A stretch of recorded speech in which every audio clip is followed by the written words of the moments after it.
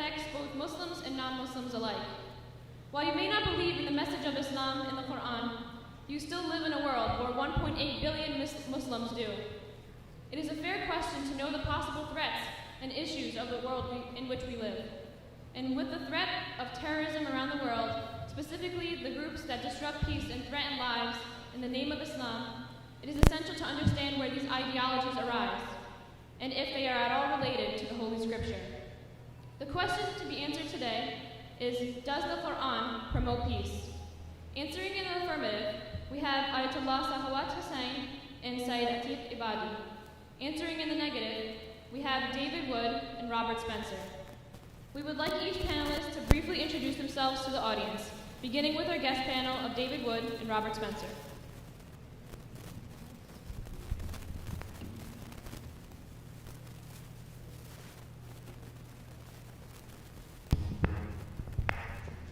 Did you just want like, hi, I'm David, or like, Oh, hi, I'm David. Started studying Islam because my best friend in college wanted to show me that Islam is true, and so I started studying then, and eventually he left Islam, and I thought I was done with Islam. That was the only reason I was studying Islam. And afterwards, Muslims started challenging me to debates, so I'm still involved. So. Hi, I'm Robert. I suppose since David told you why he started studying this, I will too.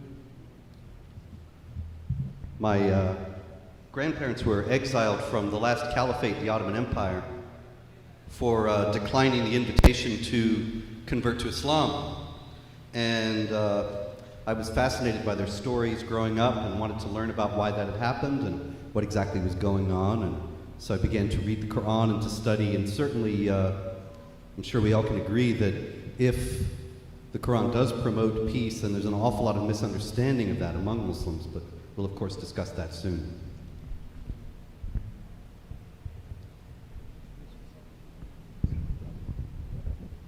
Bismillah ar-Rahman ar-Rahim. This is Dr. Sakhawat Hussain. I am a humble servant of Islam and humble student of Quran. I have been promoting peace, unity among the human beings, particularly the revealed religions. I am graduate of Qum Seminary. Also, I am graduate of Naulakha Church. I studied over there Christianity at Lahore as well as Islam at Qum. Assalamu alaikum wa rahmatullahi wa barakatuh. Good afternoon, ladies and gentlemen, brothers and sisters. My name is Sayyid Atiq Ebady, and I am the Imam and leader of religious services at Mosque of Imam Ali in Pennsauken, New Jersey, and also the head of the Imam Mahdi Interfaith Center here in Philadelphia. Before we begin, our audience should remember that food and refreshments will be available throughout the length of today's program. When leaving or coming back to your seat, please do as quietly as possible. We will begin with 20-minute presentations from both sides, followed by 10-minute rebuttals, a break, a question and answer session, and we will end with closing statements. We will start with 20-minute presentation from each panel. The time of 20 minutes refers to the total presentation time for each panel. David Wood and Robert Spencer will both present for a total of 20 minutes, and Sayyid Atiq will be the sole presenter for his panel for 20 minutes. We ask the audience to please silence and turn off all electronic devices at this time, and please remain silent during the presentations. You may applaud at the end of each presentation. Any interruption from the panelists or the audience will result in time being added to the speaker's presentation. I will indicate the time remaining during each presentation and when the time has ended. We will now ask our guest panel to present for 20 minutes.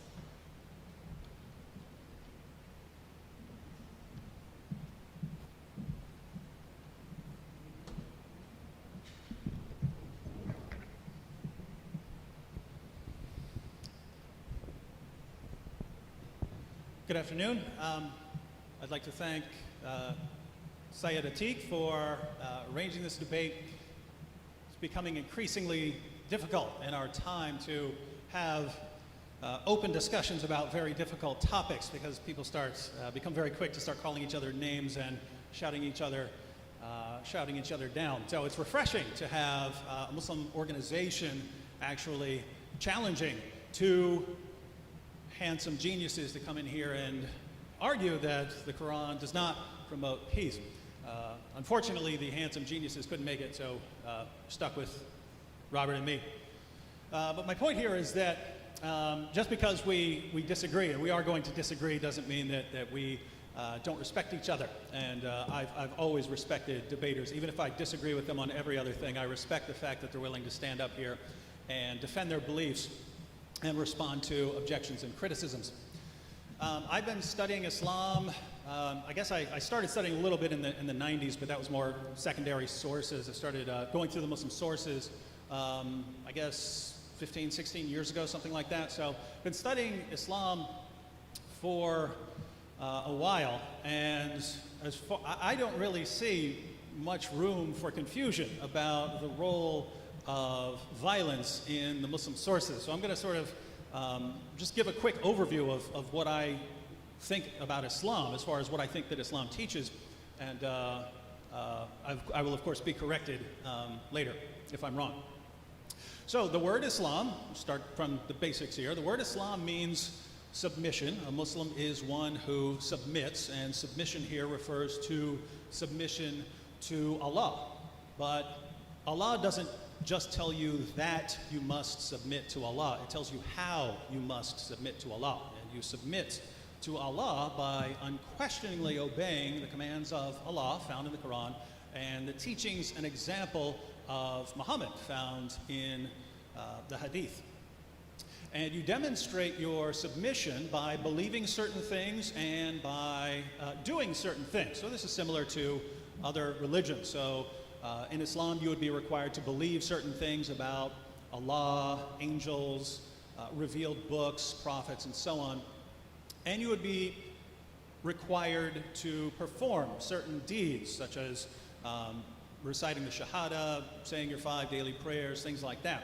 So you have to do certain things and believe certain things. Now, if Islam is a collection of beliefs and practices, how would this be different from other religions? Well, in the Quran, chapter 9, verse 29, for instance, Allah commands Muslims to fight those who do not believe in Allah nor the Day of Judgment, and those are two of the pillars of, two of the required articles of faith. So it's a command to fight people based on what they believe about certain things. And in the Hadith, Sahih Muslim, number 129, for instance, Muhammad said that he'd been commanded to fight people until they say that there's no God but Allah, until they perform the daily prayers and give the prescribed alms. Notice the practices. He's commanded to fight over the practices. So Allah commands Muslims to fight over the beliefs, and Muhammad commands Muslims to fight over the practices. Hence, jihad, right? That's where jihad, there are different kinds of jihad, but that is an important one of them. People who refuse to submit are to be fought until they submit. Now, I understand that there are lots of Muslims who don't agree with those last few sentences I said about being required to fight, at least in certain circumstances, not in all circumstances, but being required in certain circumstances when the Muslim community is able to fight people based on their beliefs and practices. I understand there are lots of Muslims who don't agree with that, and so the question is, how do they respond to what Allah and Muhammad said in the Muslim sources? And I see three basic ways of responding. And one of the basic ways of responding is by reinterpreting commands in the Quran. So if you open up something in the Quran and you don't happen to like it, you can interpret it in some other way.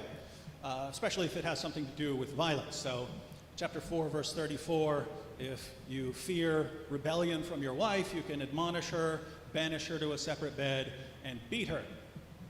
Now, when I ask my Muslim friends, what does that mean? What does it mean by, you could, as a last resort, beat her? They tell me that it means you tap her lightly with a toothbrush on the shoulder to show your displeasure.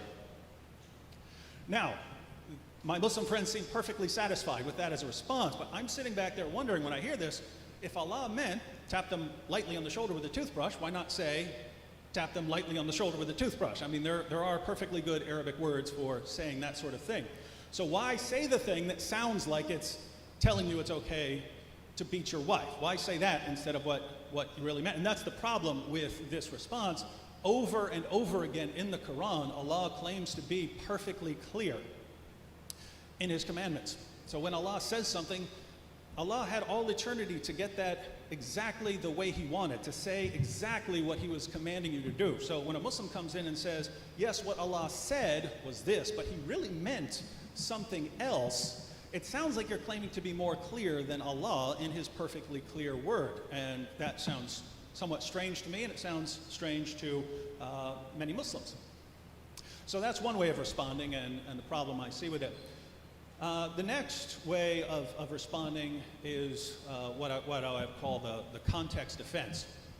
Namely that, yes, you can look at verses of the Quran and they sound violent, but if you look at the surrounding verses, you'll see that it's not violent at all, or it's promoting just fighting and self-defense.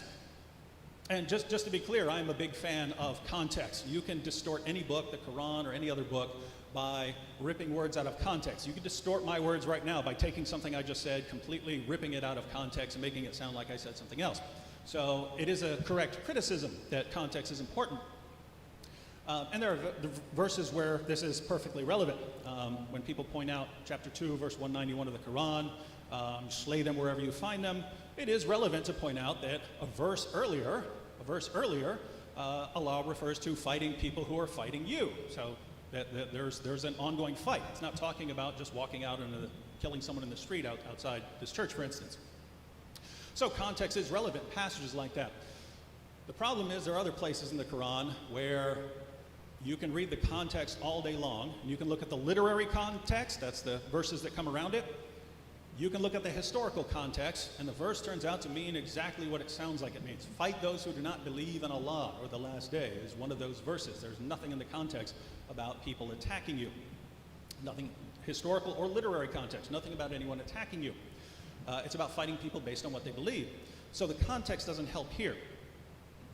And the third basic response is for Muslims to go to passages of the Quran which do say something peaceful. So if you're a Muslim and someone disagrees with you, you are to say, to you be your religion and to me be my religion. Well, that sounds peaceful.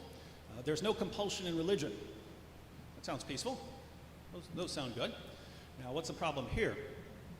Well, the problem here is those are not sort of the final marching orders of Allah or Muhammad. When we go to the life of Muhammad, we see a pattern emerge. And it's the same pattern we find in the Quran. It's the same pattern we find in the Hadith. Namely, that when Muhammad was completely outnumbered in Mecca, and any sort of confrontation with the unbelievers, any sort of physical fighting could have resulted in the Muslim community just being wiped out, Muslims were told to preach a message of peace and tolerance. Don't even fight. Don't fight even in self-defense. Later, Muslims left Mecca, went to Medina, and were able to form some alliances, had a lot more people on their side. And then the message changed to fight those who fight you. That's when you're fighting people, but the other people have to start the fighting. And so here you have what's called defensive jihad. You fight jihad, but it's for defensive purposes. The other groups have to do something to start it. But those are not the final marching orders. There is a later period when Muslims have the dominant position in society. They have the upper hand. They have the most and the strongest community. And that's when the commands change from fight those who fight you to fight those who do not believe. Now you have the subjugation of non-Muslims and non-Muslim groups. So the peaceful verses of the Quran that are used to show that Islam doesn't call for violence against unbelievers, those also fall prey to the context response. You say, what's the context of there's no compulsion in religion? What's the context of these other verses? And you find that once you put all of the various Muslim teachings into a logical order, you get a pattern that emerges. And the final marching orders are for when Muslims are in a position to subjugate others, and then they are called on to do so. Again, I'm not saying Muslims in here agree with that, but that is what Islam teaches as far as I can tell. And to expand upon some of this, we'll have Robert Spencer. Thank you, David. Thank you all for being here. And as David is saying, there is a certain progression in the development of the Quran's teaching on relationship with unbelievers. And he cited chapter 109, Surah 109 of the Quran, which says, say to the unbelievers, you have your religion, and we have ours, and essentially we'll leave each other alone. And then you have defensive jihad and offensive jihad. Offensive jihad being based solely on fighting unbelievers because they are unbelievers. And thus it is not defensive until there are no more unbelievers left to fight. They have all been converted or subjugated under the rule of Islam or killed. This is not an eccentric understanding of Islam. This was first formulated by Ibn Ishaq, who was Muhammad's first biographer and who wrote his biography of Muhammad in the middle part of the 8th century. And all the biographies of Muhammad since then, both friendly and unfriendly to him, have been based on Ibn Ishaq because he contains material that other people simply don't have. He's the earliest available source. And he was aware, as many of the early Muslims were aware, that there was a certain discrepancy in the Quran's teaching on jihad and on the relationship with unbelievers. Sometimes it was saying you get along with them and coexist and speak to them more eloquent words than they are speaking to you and so on. And other times it's saying go to war. And so he explained that there was a progression from tolerance to defensive jihad to offensive jihad as the final stage. And this was based on the idea in the Quran that the different surahs from Mecca and from Medina, Mecca being the first part of Muhammad's prophetic career when he was based in Mecca and was a preacher of religious ideas without any political or military power, and Medina later being where he settled and became a military and political leader as well as a religious one, that the Medinan verses coming chronologically later cancel out or supersede or have a superior authority to the verses from Mecca. This doesn't, of course, mean that anything is taken out of the Quran or blotted out altogether. It's a matter of, as generally the Islamic scholars have explained, it is starting with Ibn Ishaq and going up through Ibn Qayyim and Ibn Kathir and the Tafsir al-Jalalain, which is one of the mainstream commentaries on the Quran, of course, among Sunni Muslims, and all the way up to the 20th century. You have the idea based on chapter 2, verse 106 of the Quran, whenever we abrogate a verse or cause it to be forgotten, we will supply one that is just as good or better. That what comes chronologically later takes precedence over what comes chronologically earlier, and only when the circumstances of the earlier period are replicated are those passages in force. What I mean is this, that when Muhammad was preaching, you have your religion and we have ours, as in Surah 109, the Muslims were small and powerless. So when Muslims are small and a powerless group, they preach, you have your religion, we have ours, Islam is peace. But as they grow in power, just as Muhammad grew in power and began to teach first, fight those who fight you, as in chapter 2, verse 190, and then fight until religion is all for Allah, is in chapter 8, verse 39, then the defensive and then offensive jihad, they kick in. Now I should also add, just to make sure that we understand each other at this point, that many people will say, no, jihad is spiritual altogether.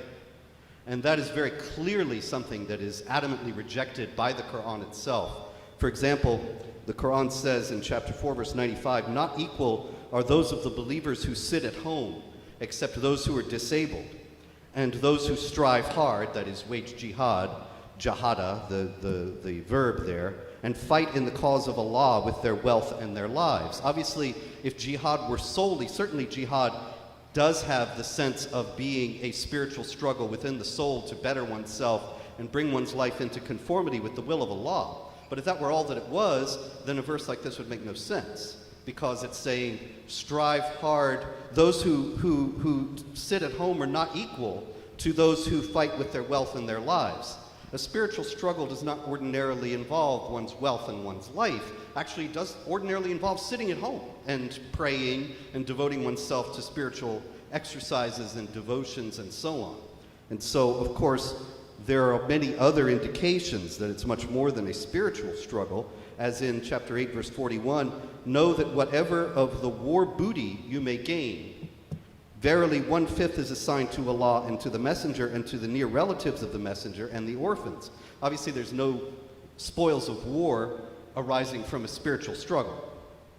That's a hot warfare, clearly, in which prisoners are taken, their property is seized, and so on. This is underscored by a hadith in which Muhammad says, I have been commanded to fight against people until they confess that there is no God but Allah and I am his messenger.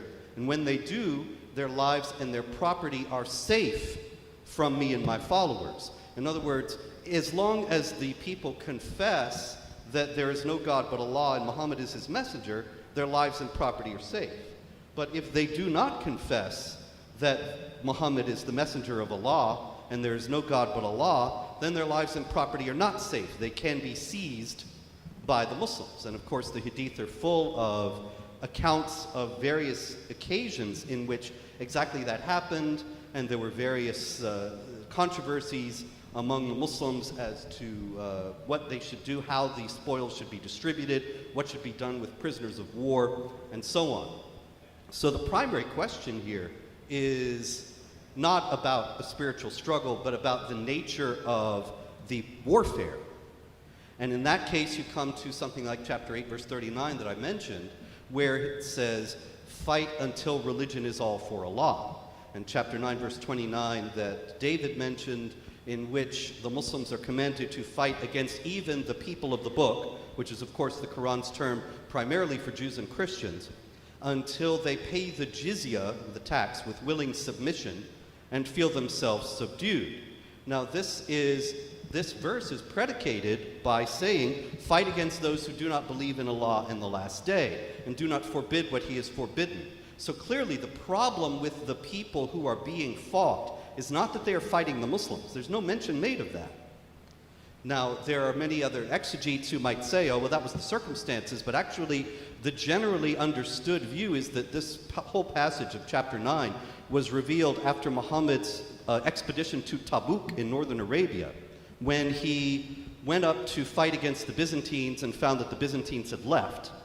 But the Byzantines had not attacked the Muslims. He had just went up there to fight them and exhorted the Muslims to fight solely on the basis of the fact that these people did not obey Allah and his messenger and did not forbid what he had forbidden.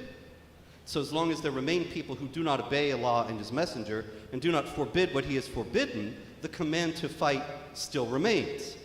Obviously, while I'm sure that this view is not held by the gentleman here to my right, at the same time, unfortunately, it is held by all too many Muslims today. And I hope that, above all, that if these gentlemen make the case here to us that Islam should be understood in a peaceful way, that they will devote their efforts within the Muslim community to convincing the Muslims who've been responsible for jihad attacks around the world that they are misunderstanding Islam and need to lay down their arms. Thank you.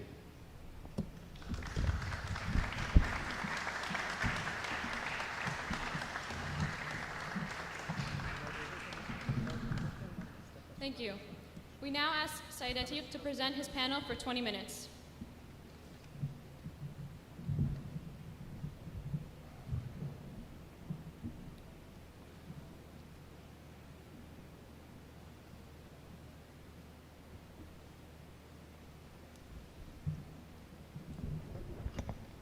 أعوذ بالله من الشيطان الرجيم بسم الله الرحمن الرحيم الحمد لله رب العالمين والصلاة والسلام على سيدنا محمد وآله الطاهرين صل على محمد وآل محمد السلام عليكم ورحمة الله وبركاته.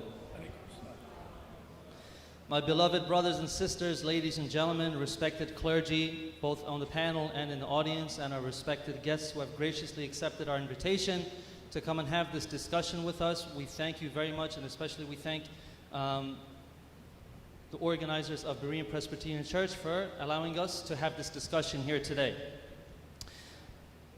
Our debate question is, does the Quran promote peace? Peace doesn't mean that we agree with each other on everything. An environment of peace is an environment that does not have oppression, persecution, or conflict. Peace means that we live our lives and we let other people live their lives as well. As the Quran says in chapter 109, verse number 6, as David Wood said so eloquently, for you is your religion and for me is my religion. Also chapter 7, verse 180 says, and Allah's are the best names, therefore call on Him thereby, and leave alone those who violate the sanctity of His names, they shall be recompensed for what they did. So naturally our debate, questions should be answered with reasoning and with evidence. As the Quran says in chapter 2, verse 111, it says, say, bring your proof if you are truthful. Now the Quran is a single book. It is not a collection of books. It's not an anthology. It's not a collection of short stories. It is a single book, so we should not cherry pick its verses. The Quran says in chapter 2, verse 85, do you then believe in a part of the book and disbelieve in the other? One part of the Quran explains another part of the Quran. We also cannot overlook the meanings of words or phrases. Translations into languages other than Arabic are sufficient for understanding the basics of Islam and for a person to be a good Muslim. But an expert on the Quran must have a minimum understanding of the language of the Quran. And what Muslims believe, what Muslims say or they do is not evidence. Whatever contradicts the Quran is not evidence in our debate. And we cannot interpret the Quran according to our own biases or our own limitations. We must allow the Quran to speak for itself. And also we may use hadith as evidence. Hadith are accounts of what people saw or heard from Prophet Muhammad. Hadith also includes the words and actions of the 12 successors from his family. So we have Prophet Muhammad saying in a widely accepted narration, he says, I'm leaving among you two weighty and important things. The one being the book of Allah and the second are the people of my house.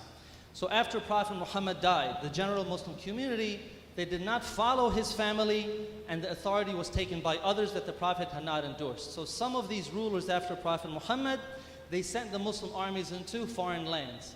And to gain public support for their military adventures, they enlisted influential figures to start fabricating hadith. So we have Prophet Muhammad saying, O people, many lies have spread around and they are considered to be my hadith. Whoever forges lies and calls them my sayings has filled up his seat with fire. And Imam Ali, the first successor, said after the Holy Prophet, there were more such lies.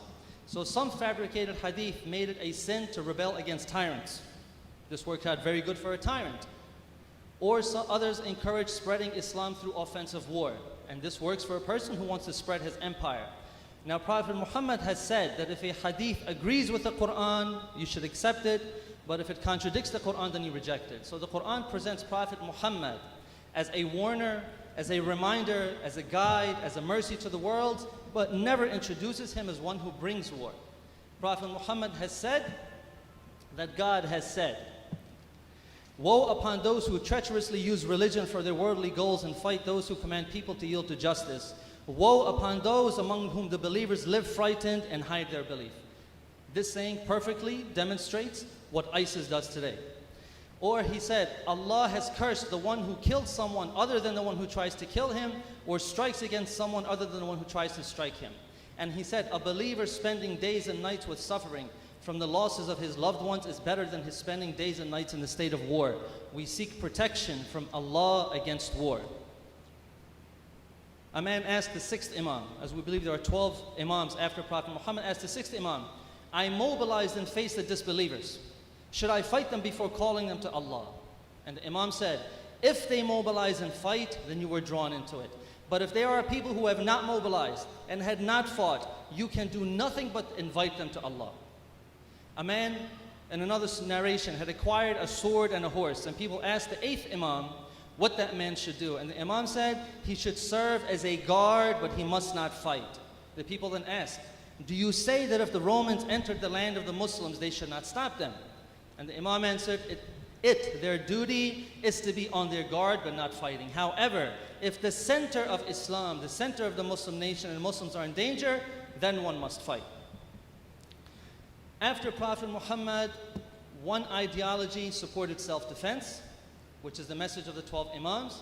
who the Prophet endorsed and commanded the Muslims to follow, and another group fabricated hadith and narrations to justify their militarism, such as we have today with the Wahhabi ideology, which is the ideology of ISIS and Al-Qaeda and the Taliban. So these terrorist groups, they all follow this ideology, and this doctrine goes all the way back to those tyrants who were fabricating and making up hadith after the Prophet. Imam Hussain was the third Imam after Prophet Muhammad, and he was the grandson of the Prophet. And in his time, he led an uprising against a tyrant named Yazid. Imam Hussain, he said, "Verily, I have not risen up because of provocation, nor arrogance, nor to cause chaos, nor as an oppressor, and verily I have come out seeking the reformation of the nation of my grandfather Muhammad." Meaning that after Prophet Muhammad, the nation had gone away from his teachings, and now the one that the Prophet had established and endorsed and commanded the Muslims to follow, he must reform that nation, that religion, back to what the Prophet had taught. So Imam Hussain and 72 of his supporters, they stood against Yazid's army of 30,000. And on that day they became martyrs, even as they called the enemy to abandon tyranny. And this epic of Karbala is the true meaning of jihad, which means standing against tyranny and oppression. Imam Hussain also said, "O people, the Prophet of Allah said, whoever sees a tyrant king acting towards the servant of God with sin and tyranny, then if he does not act against that king through practice or speech, it is Allah's right to make him enter into the tyrant's place of entry," meaning the hellfire. So after Prophet Muhammad, there were certain dynasties that fought each other for power, and the 12 Imams were a thorn in their side because they spoke against tyranny and against oppression. This continues today as the followers of the 12 Imams. They fight against the Wahhabi ideologies of ISIS and Al-Qaeda. And terrorists like ISIS, they hate the Shia, they hate the followers of the 12 Imam because of their call to follow these 12 Imams. And the Shias are the primary targets of these terrorists, and the Shias and the Sunnis, even today, they're on the front lines fighting and dying against ISIS. Every year, more than 20 million people, Shias, Sunnis, Christians, Hindus, people from other religions, they gather in Karbala to commemorate the sacrifice of Imam Hussain and to show their opposition to terrorist groups like ISIS. And this is the message of the 12 Imams who taught what is consistent with the Quran and what is consistent with the tradition of Prophet Muhammad. But we do not accept the hadith just because it is attributed to the 12 Imams. The Quran is from God, therefore it is infallible and perfect, but the hadith are transmitted to us through people. Therefore, a hadith cannot be evidence in this debate if it contradicts the Quran. So with this standard, the answer is a definite and absolute yes, that the Quran promotes peace through justice. One major aspect of peace is not to be forced into any belief. So the Quran says, chapter 28, verse 56, "Verily, you cannot guide whom you love, but Allah guides whom He pleases. Will you then force men until they become believers? And it is not for a soul to believe except by Allah's permission." Or Allah says, "Call to the way of your Lord with wisdom and goodly exhortation, and have disputations with them in the best manner. Verily your Lord best knows those who go astray from His path, and He knows best those who follow the right way." And He says, "For you is your religion, for me is my religion, and also there is no compulsion in religion." Or Allah also says that He alone is the one who judges people's place in the afterlife. Chapter 2, verse 62 says, "Verily those who believe, and those who are Jews and the Christians and the Sabians, whoever believes in Allah and the last day and does good, they shall have their reward from their Lord, and there is no fear for them, nor shall they grieve." The Quran says that there is no superiority between one race over another race. The Quran says, "O mankind, verily we have created you from a male and a female and made you tribes and families that you may know each other. Verily the most honorable of you with Allah is your most pious." And Allah says that you should make peace between men even if you swear by God's name that you will not. He says, "And because of your swearing by Him, do not make Allah an obstacle to your righteousness and piety in making peace between men." And He says, "And Allah invites to the abode of peace and guides whom He pleases into the right path." So the Quran's default position is peace, and relations between people are predicated on peace. As the Quran says, it may be that Allah will bring about friendship between you and those whom you hold to be your enemies among them. And Allah is powerful, and Allah is forgiving and merciful. Allah does not forbid you respecting those who have not made war against you on account of your religion, and have not driven you forth from your homes, that you show them kindness and deal with them justly. Verily Allah loves the doers of justice.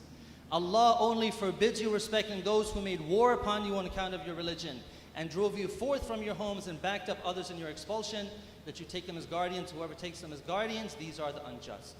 So the Quran mentioned fighting when the Muslims had to defend themselves, as our guest panel so eloquently said.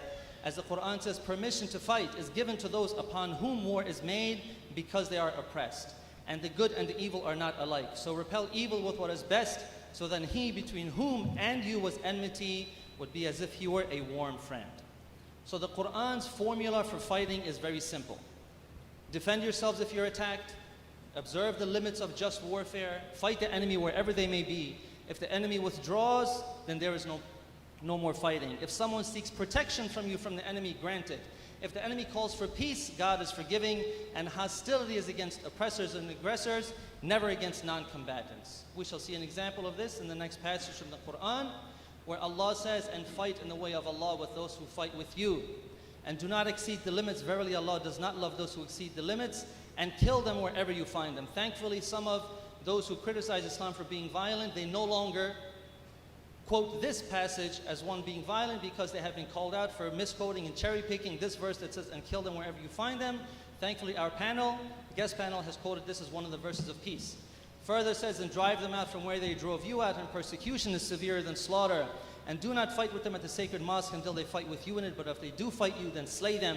Such is the recompense of the disbelievers. But if they desist, then verily Allah is forgiving, merciful. And fight with them until there is no persecution, and religion should be for Allah, meaning that those who attack you are trying to stop you from practicing your religion until your religion is restored. But if they desist, then there should be no hostility except against the oppressors. Now, if the Quran wanted total domination, according to the doctrine of stealth jihad, or the 3 stages of the jihad that our guest panel explained, if the Quran wanted total domination, it would have commanded the Muslims to keep on fighting. Some may say that the Muslims were not strong enough to overpower their enemy, but an enemy that stops fighting, an enemy that calls for peace, does so because they have been overpowered. And in the Quran, whenever the enemy stops fighting or calls for peace, the Muslims are commanded to accept peace. The Quran never commands the Muslims to reject peace or to continue fighting when the enemy stops. The Quran says in chapter 9, verses 3 to 13, and this is what some people ominously call the verse of the sword.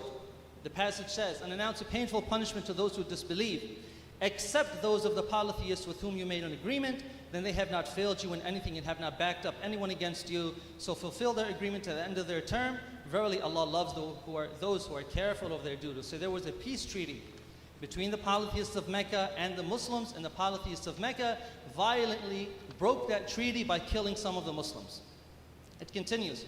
So when the sacred months have passed, then slay the polytheists wherever you find them, and take them captives, and besiege them, and lie in wait for them in every ambush. Every one of these is an example of a tactic of warfare that every nation uses. This is standard tactics of war. Then it says, then if they repent and keep up prayer and pay the poor rate, leave their way free to them. Verily Allah is forgiving and merciful. So those who join the Muslims are forgiven. And if one of the polytheists seeks protection from you, grant him protection until he hears the word of Allah. Not that he becomes forced to convert. Until he hears the word, then make him attain his place of safety. This is because there are people who do not know.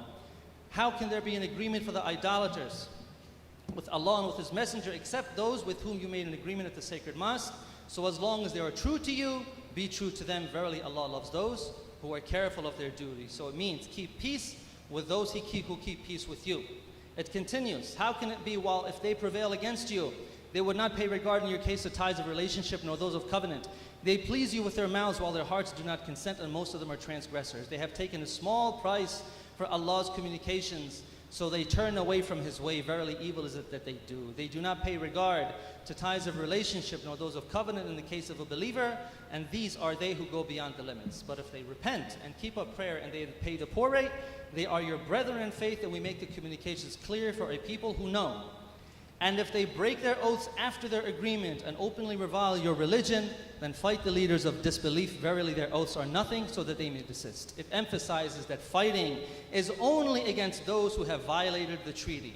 And the next verse says, so will you not fight a people who broke their oaths and aimed at the expulsion of the messenger, and they attacked you first?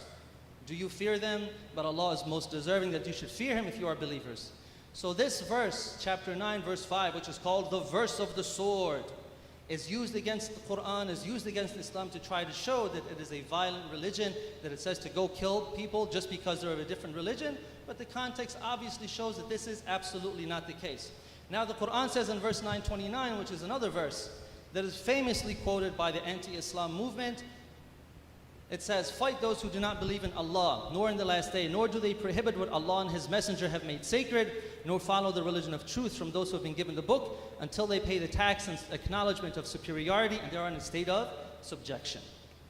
So we should make a point here. In Islam, there are two categories of things that are forbidden. Some things are forbidden like pork, and other things are what we call sacred like human life.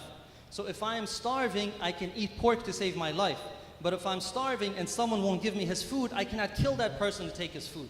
This is the difference between what is forbidden and what is sacred. And this verse is talking about those things that are sacred. The terminology, حَرَّمَ اللَّهُ وَمَا يُحَرِّمُونَ حَرَّمَ اللَّهُ. This terminology, حَرَّمَ اللَّهُ, is only used in the Quran to refer to things that God has made sacred. By attaching the holy name of Allah to the prohibition, God emphasizes its sanctity. Verse 937 also mentions this terminology, حَرَّمَ اللَّهُ, to refer to the sanctity of the sacred months in which killing and fighting are forbidden. And there are three other places where this terminology, حَرَّمَ اللَّهُ, is used. And there are the last three verses mentioned here, which have almost exactly the same wording. And do not kill the soul that Allah has forbidden. حَرَّمَ اللَّهُ. Allah has forbidden that life to be killed, except in the requirements of justice. And all three have exactly the same wording. If this referred to all forbidden things, as our guest panel has said, that Muslims are fighting these non-believers just because they are non-believers, then the Prophet himself would have fought all of the Jews and Christians who were near him, but he did not. This did not happen. Verse 929 refers to the sanctity of human life. It calls for retaliation against those who commonly take human life like terrorists, those who do not respect the sanctity of life. And the verse is not referring to all Jews and Christians. It's not referring to all Jewish and Christian communities, but because it clarifies it by the word min, which means from. So you'll see whenever the Quran mentions disbelievers and people of the book, meaning Jews and Christians in the same sentence, إِنَّ الَّذِينَ كَفَرُوا مِنْ أَهْلِ الْكِتَابِ. Verily the disbelievers from the people of the book, not all of the people of the book. So only those communities who violate the sanctity of human life, they are the ones to be fought. And after their defeat, they are not released to go out and continue what they're doing without consequence, but they fall under the guardianship of the Muslims. Under the guardianship of the Muslims, their rights and their duties will be exactly the same as the Muslims, except that they pay a tax called the jizya, but they do not pay the zakat and the khums that the Muslims pay, and they are not required to perform military service. So verse 929 does not abrogate previous verses, but falls completely in harmony with them. The violent verses in the Quran do not abrogate the peaceful verses, because violent verses do not exist in the Quran. A violent verse would say, you used to fight in self-defense, but now you must attack first. But no such verse exists in the Quran. An abrogation does not change what is sacred and does not change what is forbidden absolutely. Human life is sacred, and killing an innocent person is always forbidden. A life can only be taken in retaliation for murder or terrorism, as the Quran says, for this reason did we prescribe to the children of Israel that whoever kills a soul, unless it be for manslaughter or for mischief in the land, it is as though he killed all men. And whoever keeps it alive, it is as though he kept alive all men. So it becomes very clear that these two verses, which are two of the strongest verses, or probably the strongest verses, that the anti-Islam movement uses to try to show that the Quran is a violent book, absolutely has nothing to do with aggressive warfare or offensive violence. It is defensive. It is protecting the oppressed. Does the Quran promote peace? The only answer supported by reasoning and evidence is yes, the Quran promotes peace through justice. And this is emphasized by the verse that our guest panelist, our respected Robert Spencer, just read for as an example of the Quran being violent. He quoted 839. He said, fight with them until the religion should only be for Allah. But the verse says, and fight with them until there's no more persecution. And religion should only be for Allah. But if they stop fighting, then surely Allah sees what they do. Wassalamu alaikum wa rahmatullahi wa barakatuh.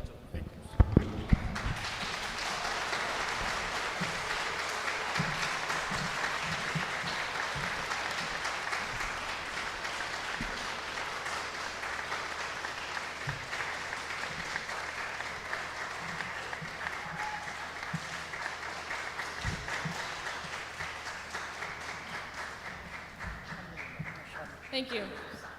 We will now ask our guest panel to give their rebuttal for 10 minutes.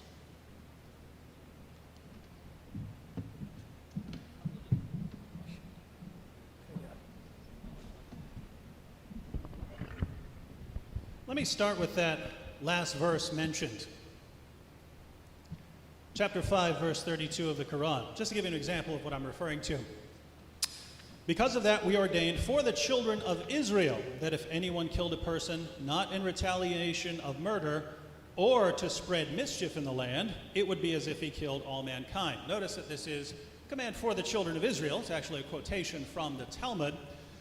But what's not in the Talmud is that qualification, except if they spread mischief in the land. Now, what does that include? Because you're not supposed to kill someone unless they murder someone or spread mischief in the land. What's included in that spreading mischief? Well, it's used in the Quran in a bunch of ways, and according to Muslim scholars like Ibn Kathir, it even includes unbelief. So that's, as far as I can tell, the most peaceful verse in the Quran, and that's allowing a lot, but it's saying that this is for the children of Israel.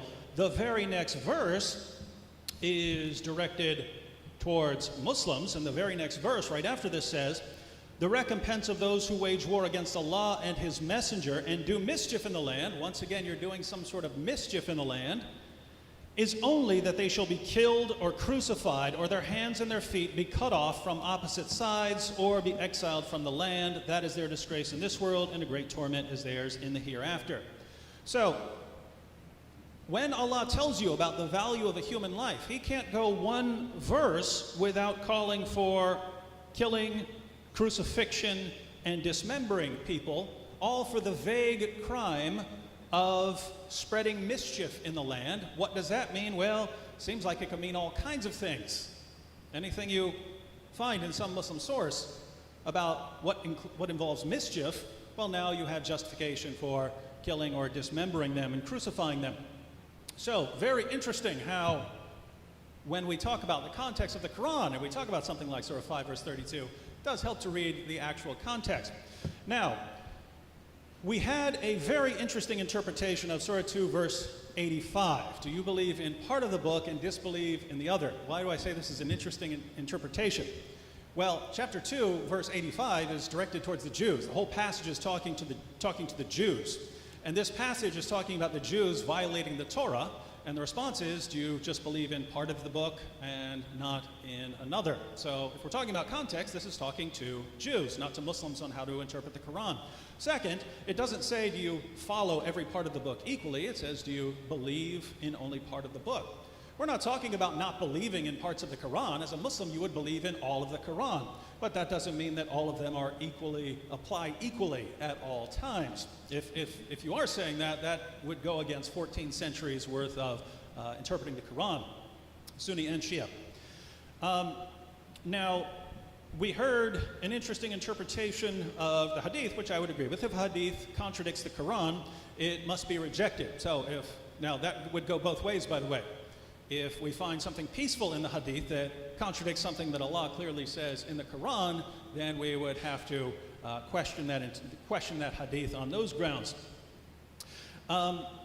We had a quotation from chapter 60, verse 8 of the Quran, which you're not prevented from showing kindness if one of your family members who's a pagan happens to come to you. That's the historical context. You're allowed to show kindness, but the idea was that that might help them convert to Islam. We have records of Muhammad giving gold to people over and over again until they would love him so much that they would convert. But if we're talking about context, we can't ignore the fact that just 4 verses earlier, we have the story of Abraham, and Abraham says to the unbelievers, now there is endless hostility between us, and we can't end the hostility until you convert to Islam. So here we have a peaceful verse of the Quran. This shows that the Quran is peace. And just a few verses earlier, in the same context, we have Abraham saying, there can't be peace between us until you convert to Islam. And the exact same verse, chapter 60, verse 4, look it up, says that Abraham is an example for the Muslims. So, if, over and over again, any peaceful passage of the Quran that we turn to, we find something that really seems to contradict it, it's very easy to say, well, the peaceful part that I really like here, that's the part that applies. This other violent part, it can't mean what it sounds like it means. I have to assume that Allah means the peaceful part. My view is that Allah meant them all, right? If he's talking about showing peace towards someone in certain circumstances, Allah means that. If he says fight those who do not believe in Allah, he means that as well. The only way to reconcile these passages is as an unfolding revelation that was impacted by the situation that Muslims were in, because Muslims were in different situations during the time of Muhammad, and different rulings are going to apply. This doesn't change the fact that the final marching orders have nothing to do, and you can read the chapter, matter of fact, maybe we'll read it later, chapter 9, verse 28 through chapter 9, verse 23. That's the passage talking about dealing with Jews and Christians. There is not one word in that passage about anyone doing anything other than believing the wrong thing or practicing the wrong religious belief. Not one word about fighting. And to expand on this, Robert Spencer. Thank you, David. Our esteemed colleague, my friend here, was very right in warning about fabricated hadith. And he quoted quite a few hadith. Actually, I happen to have the source that he was using for the hadith that he quoted, the hadith collection Al-Kafi, and it is generally considered to be reliable among Shiite Muslims. And in it, it says, this is one of the passages he did not quote, that Muhammad is quoted as saying, mobilize in the name of Allah and in the way of Allah. Fight those who reject belief in Allah. Fight those who reject belief in Allah. He doesn't say fight those who reject belief in Allah if they fight you or if they attack you, but simply because they reject belief in Allah. This is underscored by the fact that he goes on to say, when you meet these people, you give them three choices. Call them to al-Islam. So in the first place, you are addressing the fact that they are not believers. You are not asking them to lay down their arms or dealing with them in any kind of context of war previous to that. You're calling them to Islam. If they reject that, then you ask them to pay the tax, the jizya, which was explained very ably, except for the fact that the other part of the passage, chapter 9, verse 29, says, with willing submission and feel themselves subdued. And the non-believers who have been under this agreement in Islamic lands have always lived in a state of subservience, denied basic rights, having to submit to various humiliating and discriminatory regulations that made sure that they felt themselves subdued. Also, when we are dealing with these kinds of issues, it is important to evoke authorities that are generally respected among Muslims who delineate the understanding of these passages for Muslims. After all, no Muslim is believing what Spencer thinks about Islam, nor should any Muslim. But if you were a Shiite, then of course the Ayatollah Khomeini is a highly respected figure, somebody who devoted his life to understanding Islam properly, somebody who was revered in the Islamic Republic of Iran and worldwide among Shia for his knowledge of Islam. And he, of course, said this: those who know nothing of Islam pretends that Islam counsels against war. Those who say this are witless. Islam says, kill all the unbelievers just as they would kill you all. Does this mean that Muslims should sit back until they are devoured? Islam says, kill them, put them to the sword, and scatter their armies. Does this mean sitting back until non-Muslims overcome us? Islam says, kill in the service of Allah those who may want to kill you. Does this mean that we should surrender? Islam says, whatever good there is exists thanks to the sword and in the shadow of the sword. People cannot be made obedient except with the sword. The sword is the key to paradise, which can be opened only for the holy warriors. There are hundreds of Quranic psalms and hadiths teaching Muslims to value war and to fight. Does all this mean that Islam is a religion that prevents men from waging war? I spit upon those foolish souls who make such a claim. Thus the Ayatollah Khomeini. And finally, Muhammad himself, also in the Hadith of Al-Kafi, the very first passage that he is in this book, this section on jihad, he says, the Messenger of Allah has said, all good things are with the sword, under the shadow of the sword, and people cannot be improved without the sword.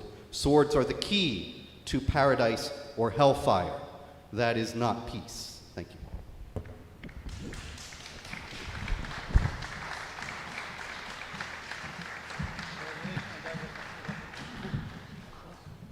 Thank you. And now Sayyid Atiq will give a 10-minute rebuttal for his panel.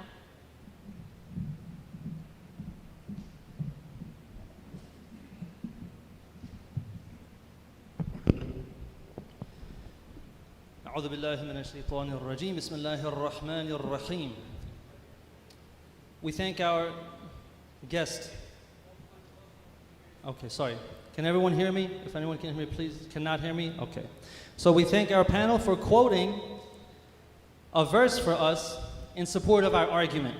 So we quoted verse 5, verse 32 of chapter 5, which says that if you kill one person, it's the same as you killed all people. And then they say, well, the next verse says otherwise. The verse says, and he read the verse, and he just glossed over the first few words of the verse that completely explain that the fighting is only allowed because of war that is made upon you. It says, the punishment of those who wage war against Allah and against His Messenger. What do you do with someone who wages war against you? Do you sit back and you ask them to please stop? Or do you have to defend yourself and act justice upon them until there's no more persecution? So we thank our guests for that. And it's a strike and a miss for every single verse that the anti-Islam movement tries to cite as evidence for the Quran being violent. It has never been proven that any of the verses are violent except by cherry picking or interpreting in a way other than how the Prophet has said to interpret the verses. And cherry picking hadith does not work either. Because if the hadith contradicts the Quran, then we don't accept it. That's plain and simple. We never said that the hadith collections are 100% correct. We say that they contain correct hadith, authentic hadith, and fabricated hadith. So thank you for reciting for us a hadith that we do not accept. So the methodology of the anti-Islam movement has a number of steps. Number one is to cherry pick verses to present the Quran as violent, like verse 489. If you were to read the entire context of that verse, you would see it has nothing to do with offensive warfare. When the context is shown to be peaceful, you just jump to another verse. When there are no more verses left to cherry pick, they say that violent verses abrogated the peaceful ones. When it's shown that violent verses do not exist, well, let me go and cite a violent hadith. When the hadith is shown to contradict the Quran, then they go and cite a scholar whose opinion agrees with them. When the opinion is shown to be inconsistent with the Quran, or that it is not really saying what they say it says, then they cite Muslim rulers who invaded non-Muslim countries. When it's shown that these rulers acted against the Quran, then they try to link the Quran to Muslim terrorists. When it's shown that terrorists violate the Quran's teachings, they link the Quran to policies of Muslim majority countries. When it's shown that those countries do not operate according to the Quran, they attribute cultural practices to Islam. When it's shown that culture is not a source of Islamic teaching, they proclaim disbelief and shock at how so many Muslims could misunderstand the Quran. When it's shown that their disbelief is irrelevant because saying, oh my God, does not count as evidence, they claim that Muslims are lying through the doctrine of taqiyya. When it is shown that taqiyya does not apply, they cherry pick a verse and start this cycle all over again. So the anti-Islam movement associates the Quran with what they call stealth jihad. And one of our respected guest panelists, Robert Spencer, has a website called jihadwatch.org. I encourage all the brothers and sisters to go and read his material and see his videos. And you will see where things are cherry-picked and misinterpreted. So the first thing says, the first step of this stealth jihad is to call for peace when the Muslims are weak. The second is to defend yourself when you're capable of defending yourself. And the third is to spread Islam by violence when the Muslims are strong.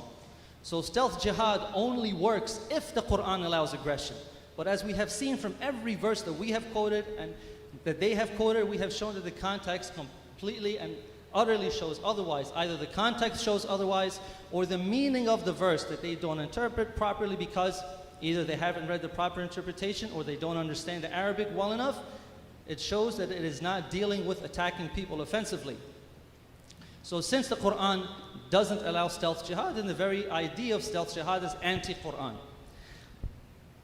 And they also rely on the concept of abrogation, which means to repeal or cancel. They say that violent verses came after the peaceful verses, so the violent verses abrogated the peaceful ones.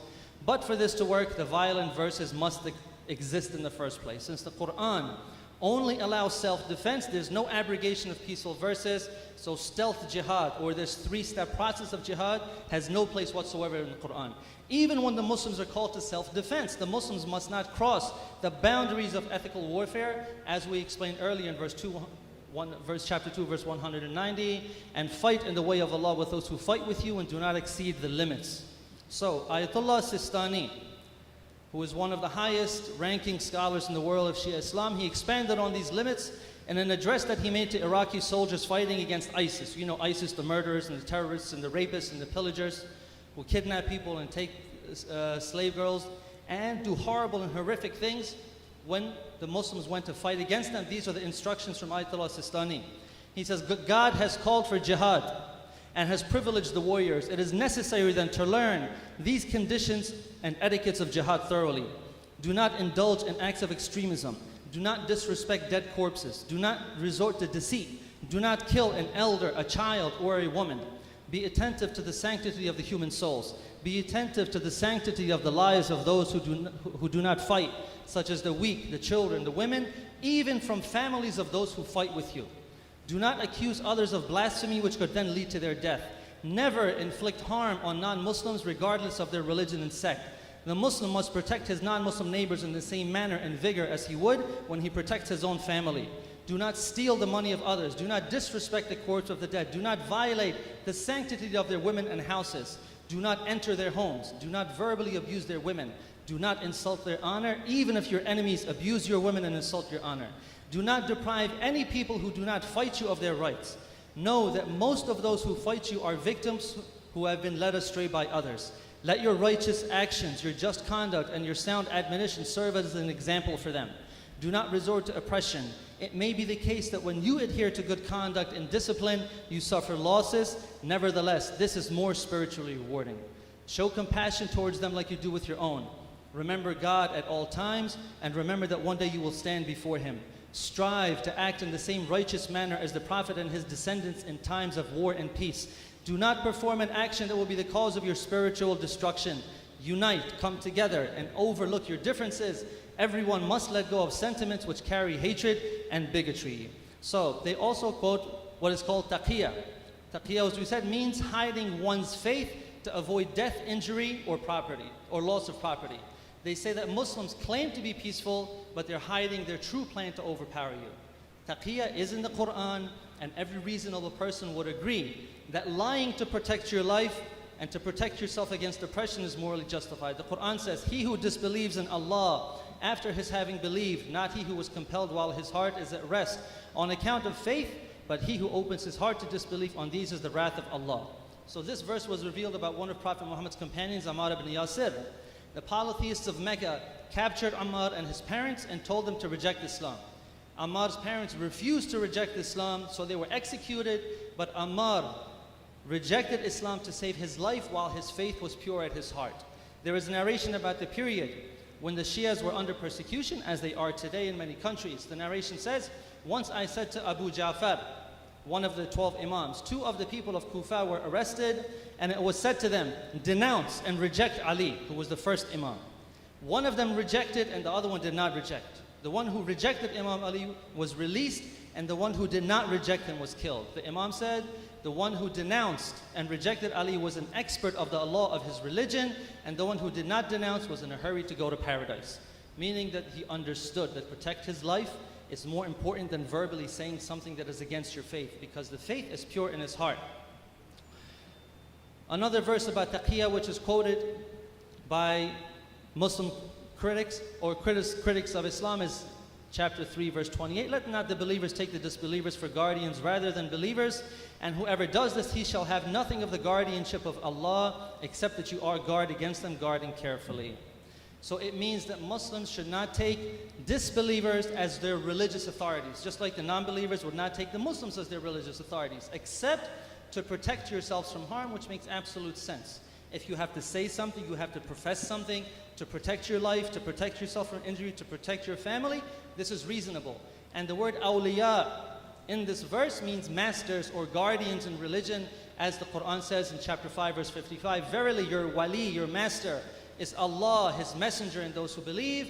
those who keep up prayers and pay the poor rate while they bow. So the anti-Islam movement cites taqiyya to brand Muslims as liars, but there's absolutely no basis for this or any of the other arguments in the Quran.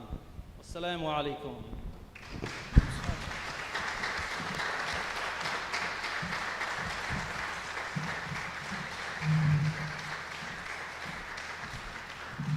We thank both panels for their presentations. We will now have a 20-minute break followed by a question and answer session.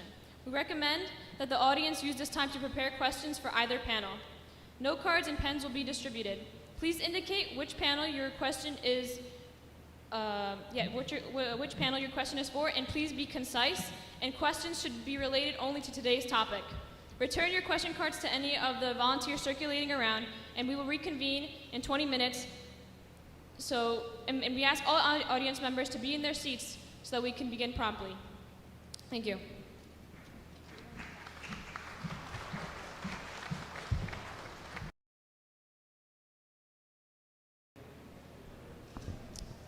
Okay, we're going to get started with the question and answer session now.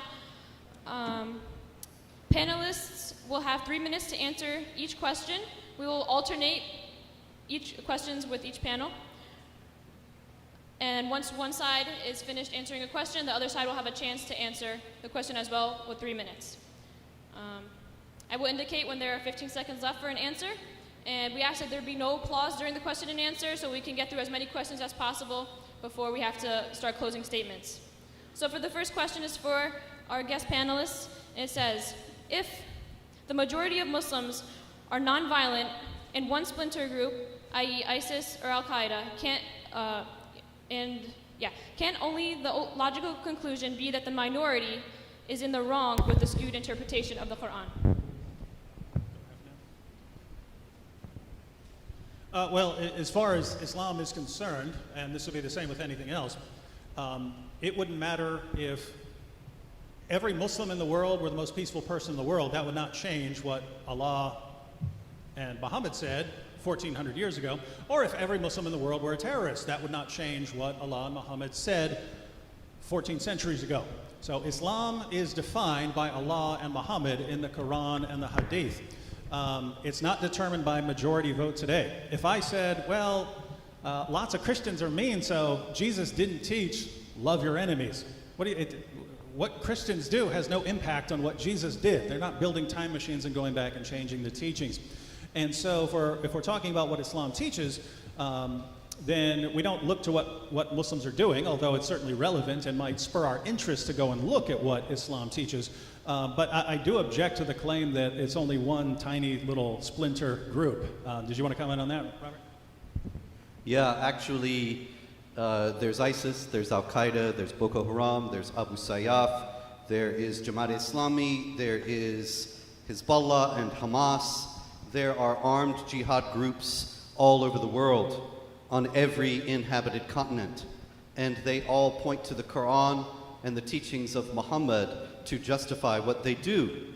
One question we would have is if this understanding of Islam, represented by what we've heard today from the other side, is the correct one, then why is it that so many Muslims don't get it? 30,000 Muslims from around the world believed in ISIS enough to go from their countries, from 100 different countries around the world, to join ISIS in Iraq and Syria. Why is it that they were not taught properly? Why is it that they're in their local mosques and from their parents who were Muslims, they didn't learn the true peaceful Islam? Why is it that Islam has failed so spectacularly to communicate this message of peace to so many tens of thousands of Muslims worldwide? Why is it that all these people who misunderstand Islam misunderstand it in the same exact way as to think that it mandates warfare against unbelievers, and that you can find Muslims waging war against unbelievers throughout the history of Islam? These are questions that actually show that the idea that Islam teaches peace is based on a very weak reed that has no foundation in Islamic tradition. Or otherwise we would see large-scale movements not just not joining ISIS, but actively fighting against it. And yet Muslims against ISIS groups and demonstrations have always gotten like 25 or 50 people, whereas demonstrations against cartoons of Muhammad or things like that get tens of thousands. So as we said in our rebuttal, disbelief and shock is not evidence. So I can't say, oh my God, I can't believe why so many Muslims misunderstand it. This is not evidence. My shock and disbelief at why so many Muslims misunderstand the message of the Quran, that shock and disbelief is not evidence in itself. And as David Wood very eloquently said, even if all of the Muslims of the world were peaceful, if the Quran was teaching a message of violence, then all of those Muslims being peaceful does not make the Quran peaceful. But in the same way, if a majority of the Muslims, even if all of the Muslims were violent, it would not make the Quran violent. The religion is separate by itself in one side, and the people and what they do is completely something else on the other side, and this goes for any religion. What Christians or Muslims or people of any religion have done in the past is not a reflection of the religion itself. The religion is completely separate. So we do not say that just because the majority or a minority of a people do something that is what determines what the scripture teaches. No. Truth is not determined by the majority. Truth stands by itself no matter how many people believe it. So as we said, there is absolutely no verses of violence whatsoever in the Quran, and all of the verses that they have constantly been quoting. For example, one of the verses that is famously quoted as being a verse of violence is chapter 4, verse 89. Which says, they desire that you should disbelieve as they have disbelieved, so that you may all be alike. Therefore take not from them guardians until they fly in Allah's way, but if they turn back, then seize them and kill them wherever you find them. So they quote this verse, they cherry pick it, but they do not read the verses before which say, and what reason do you have that you should not fight in the way of Allah, and of the weak among the men and the women and the children, those who cry out and say, our Lord, cause us to go forth from this town whose people are oppressors, and give us from yourself a guardian, and give us from yourself a helper. So the first verse says there's people being oppressed, and they're crying to you for help. Why don't you go and help them? Then the verse says, go and fight them. And then the verses afterwards, just as the passages before, they qualify and they limit. It says, do not cross the limits. If they ask for peace, you respect that. But if they do not ask for peace, then you fight for justice. 40 seconds.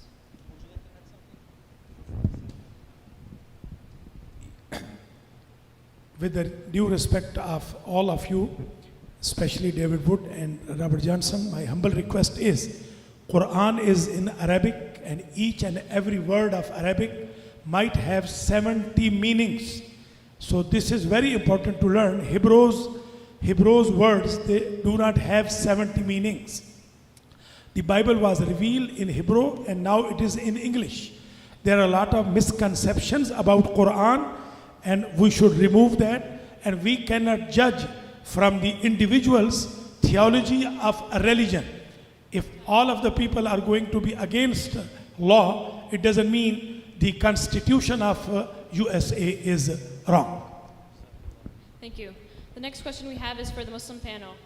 Can you offer a coherent Quranic understanding of what it means for someone to perform mischief, as mentioned in the Quran ayah?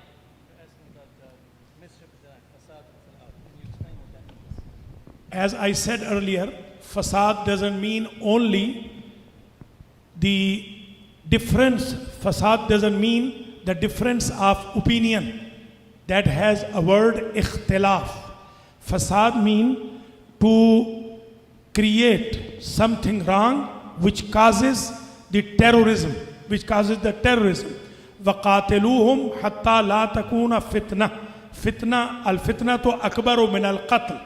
Even Quran says this mischief is worse than killing. If terror is going to be promoted, so every government and every religion follower will be against those terrorists. This is not against the difference of opinion. So just to quickly clarify the words that he was using, fasad, in the verse that is quoted so oftenly by saying there is a phrase which is used in many verses of the Quran which says, and those who make mischief in the land, وَيُفْسِدُونَ فِي الْأَرْضِ, they make mischief in the land. What he was explaining is that this mischief does not mean the difference of religion, but it means fitna. which means persecution, and the Quran says that persecution is worse than slaughter. Because if I, God forbid, were to kill someone, that's one person being killed. But if I establish persecution, that means that's murder, and massacres become widespread among the entire society. This is why persecution is worse than slaughter, and that mischief that is being talked about means persecution. Now our guest panel will have a chance to answer. Yes. First, on the sort of obvious level, if it meant persecution, again, there are perfectly good words for saying persecution. By saying mischief in the land, that leaves the door open for anything you want to say happens to be mischief in the land. And again, don't take this from me. Ibn Kathir says that the phrase can even refer to unbelief in the land. You're just an unbeliever. Well, that's mischief in the land. This is supposed to be a Muslim land. And this is not, I'm not quoting the Al-Qaeda handbook here. I'm quoting the most respected Sunni commentator of all time. And I know most of the Muslims here aren't Sunnis, but still, if the word were just clear, we wouldn't have this problem. If it had been those who oppress you or those who persecute you instead of those who make mischief in the land. And the reason this is relevant is because Sayyid Atiq earlier quoted Surah 532, then I quoted Surah 533 as a response, and he says, but it talks about making warfare against Allah and Muhammad, but that's the idea. How do you make warfare against Allah? Somewhere else, right? I mean, it's not talking, you don't march an army against Allah, you would do what? Well, there are Muslim commentators who say it includes opposing Sharia, standing in the path of Islam, all sorts of things. And that's my real point. If you want to interpret mischief, you can interpret mischief as whatever you want. But by not making any sort of clear term, the door is wide open to say, oh, we get to kill people who make mischief. That Christian over there is making mischief, he just preached the gospel. That Jew over there is making mischief, he didn't, he ate the wrong thing or something like that. So, big problem. Just to support what David is saying, the Islamic Republic of Iran, which of course follows 12 Shiite Islam as its official religion, has charged numerous converts from Islam to Christianity with mischief in the land and imprisoned and tortured them as a result. And that's their only crime. Their crime is unbelief. And so it's very clear that the Ayatollahs who are learned in Shiite Islam, who lead the Islamic Republic of Iran, understand mischief in the land as involving unbelief and not simply regarding persecution by unbelievers against the Muslims. Okay. It says, directed to both Mr. Wood and Mr. Spencer, how long have you studied the Quran, and have you ever consulted someone from the Islamic community to go over the text? There are lots of books out there on Islam. I've read almost none of them, if they're modern books. That is how I actually started. I was taking a class on Islam in college. I was majoring in philosophy with an emphasis in religious studies, so we had to study Islam and study modern books.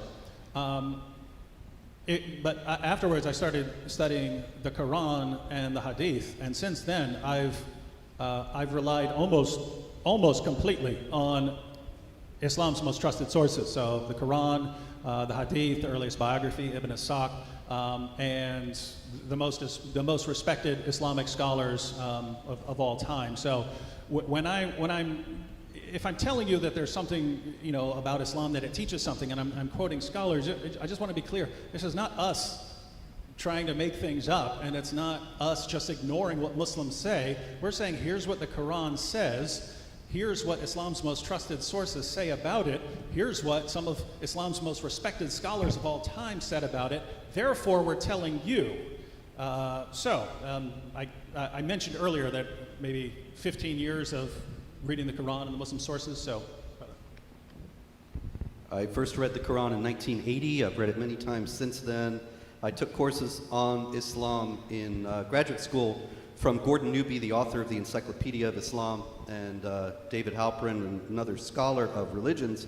But mostly, like David, I read the Quran, I read Bukhari and Muslim, the Sunni Hadith, as well as Ibn Majah, Tirmidhi, and some of the other major Sunni Hadith, as well as some of the principal Sunni tafsir, the commentaries on the Quran, Ibn Kathir, Tafsir al-Jalalain, Qurtubi, and others. I've also studied Islamic jurisprudence, particularly the Ulum al-Quran of Ahmad van Denver, a German convert, and the Umdat as-Salik Sunni Shiite, the Shafi'i Fiqh from Cairo, from Al-Azhar, and many, many other books trying to represent the majority understanding, the mainstream understanding of what Islam is, and to explain when the jihad terrorists cite Quran and Hadith as they do, and they explain what they're doing on the basis of what the Quran says and what Muhammad says,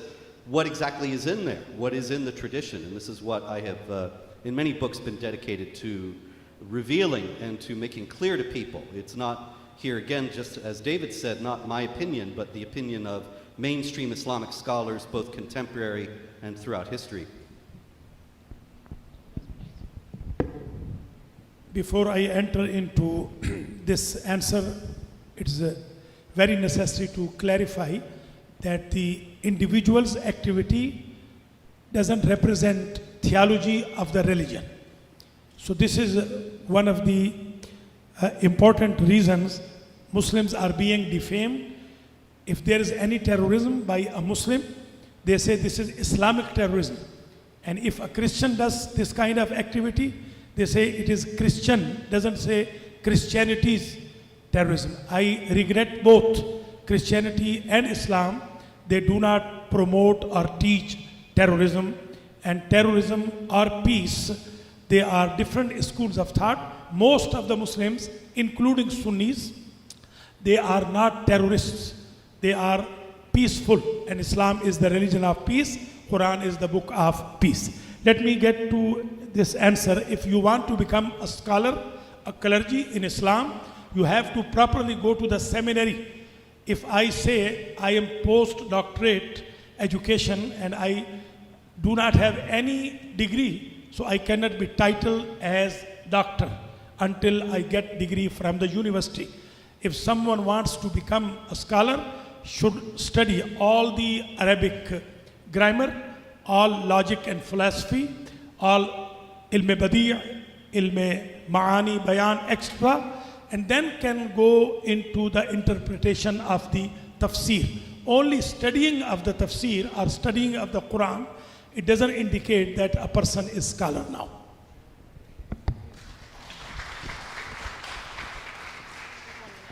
Please, the applause takes up the time of the people as questions, please.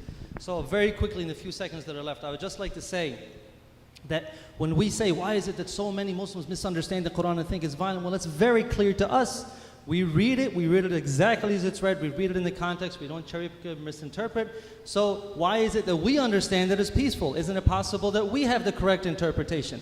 And as we said, that the anti-Islam movement, one of the tactics that they use is to try to take the policies of a country that has a Muslim majority and use that to judge the religion or the book by it, when it is not possible to do that. We don't do that with any other country and their religion. We should not do it with Islam and the Quran. Thank you. The next question is, you mentioned that the hadith that are used to interpret the Quran are not taken by the Shia as authentic. What is the process used to determine which hadith is authentic and which is not? First of all, if hadith is against the education of Quran, Prophet himself told us to reject it. فَضْرِبُوهُ عَلَى الْجِدَارِ. There is another very important issue that Prophet said, it is in the beginning of Muslim Sharif, that كَسُرَ عَلَيَّ الْوَضَّاعُونَ. There are a lot of people who are spreading fake statements on behalf of me. And in the end of the world, they will be even increased. So I will humbly request all of you, especially those who are seeking and researching Islam, do not go behind any hadith. You have to check in Ilmul Rijal whether the chain of the quoters, chain of the traditionals, they are honest or they are not honest. So one of the most basic criteria for the hadith being correct is the one that we mentioned earlier. Which is that if the hadith is consistent and agrees with the Quran, it is possible that it will be correct and we should accept it. But if it contradicts the Quran, then it does not become a part of Islamic theology or Islamic law or Islamic ethics. So in the same way that we should not cherry pick verses of the Quran, we shouldn't just jump to a book of hadith and say, well, this one looks like it supports my argument, so I'm going to use that one. Or this one goes against me, so I'm not going to use that one, I'm just going to completely avoid it. We have to see which one actually agrees with the Quran and the other criteria that are very important as well, and then determine whether it's true or not. Thank you. Well, that's how things work in theory. In practice, in actuality, it goes something like this. We go to the Quran, we decide how we want to interpret the Quran, then we go and find hadiths that line up with our interpretation and throw out hadiths that don't line up with our interpretation. That's how things actually tend to work in Islam. Let me give you an example. We've quoted chapter 9, verse 29 of the Quran, fight those who do not believe in Allah nor the last day. That sounds like it's saying, again, unless you have some reason to interpret it otherwise, it sounds like it's saying exactly what it says, fight those who do not believe in Allah nor the last day. Now, you can go to the hadith and find Muhammad in so-called authentic narrations saying, I've been commanded to fight people until they recite the Shahada and pray their daily prayers and give the required alms. In other words, fight them until they become Muslims and do what Muslims are supposed to do. So you would say, oh, here's what this verse sounds like, and I find Muhammad saying the exact same thing, so this is how Muhammad is interpreting it. Obviously, Muhammad knows how to interpret the Quran. Therefore, since this passes all the criteria of an authentic hadith, this is an authentic hadith. That's how things would work in my mind. But in actuality, especially if you're a Muslim in the West, it would go something like, Allah says in the Quran, fight those who do not believe in Allah. He doesn't mean that because he says other things elsewhere, therefore he can't mean that. Therefore, when Muhammad says in the hadith, in a so-called authentic narration, I've been commanded to fight people until they recite the Shahada and do the Islamic things, it can't be an authentic hadith, we have to throw that one out. That's how things tend to work in practice. And that's why we're going to have some disagreements here, because it seems everything's coming down to a particular interpretation of the Quran deciding our methodology rather than the methodology deciding what the Quran means. In reality, the hadith all date from the 9th century, and none of them have any historical value at all. So the idea that we are finding some that are authentic and others that aren't, it's just really an exercise in futility.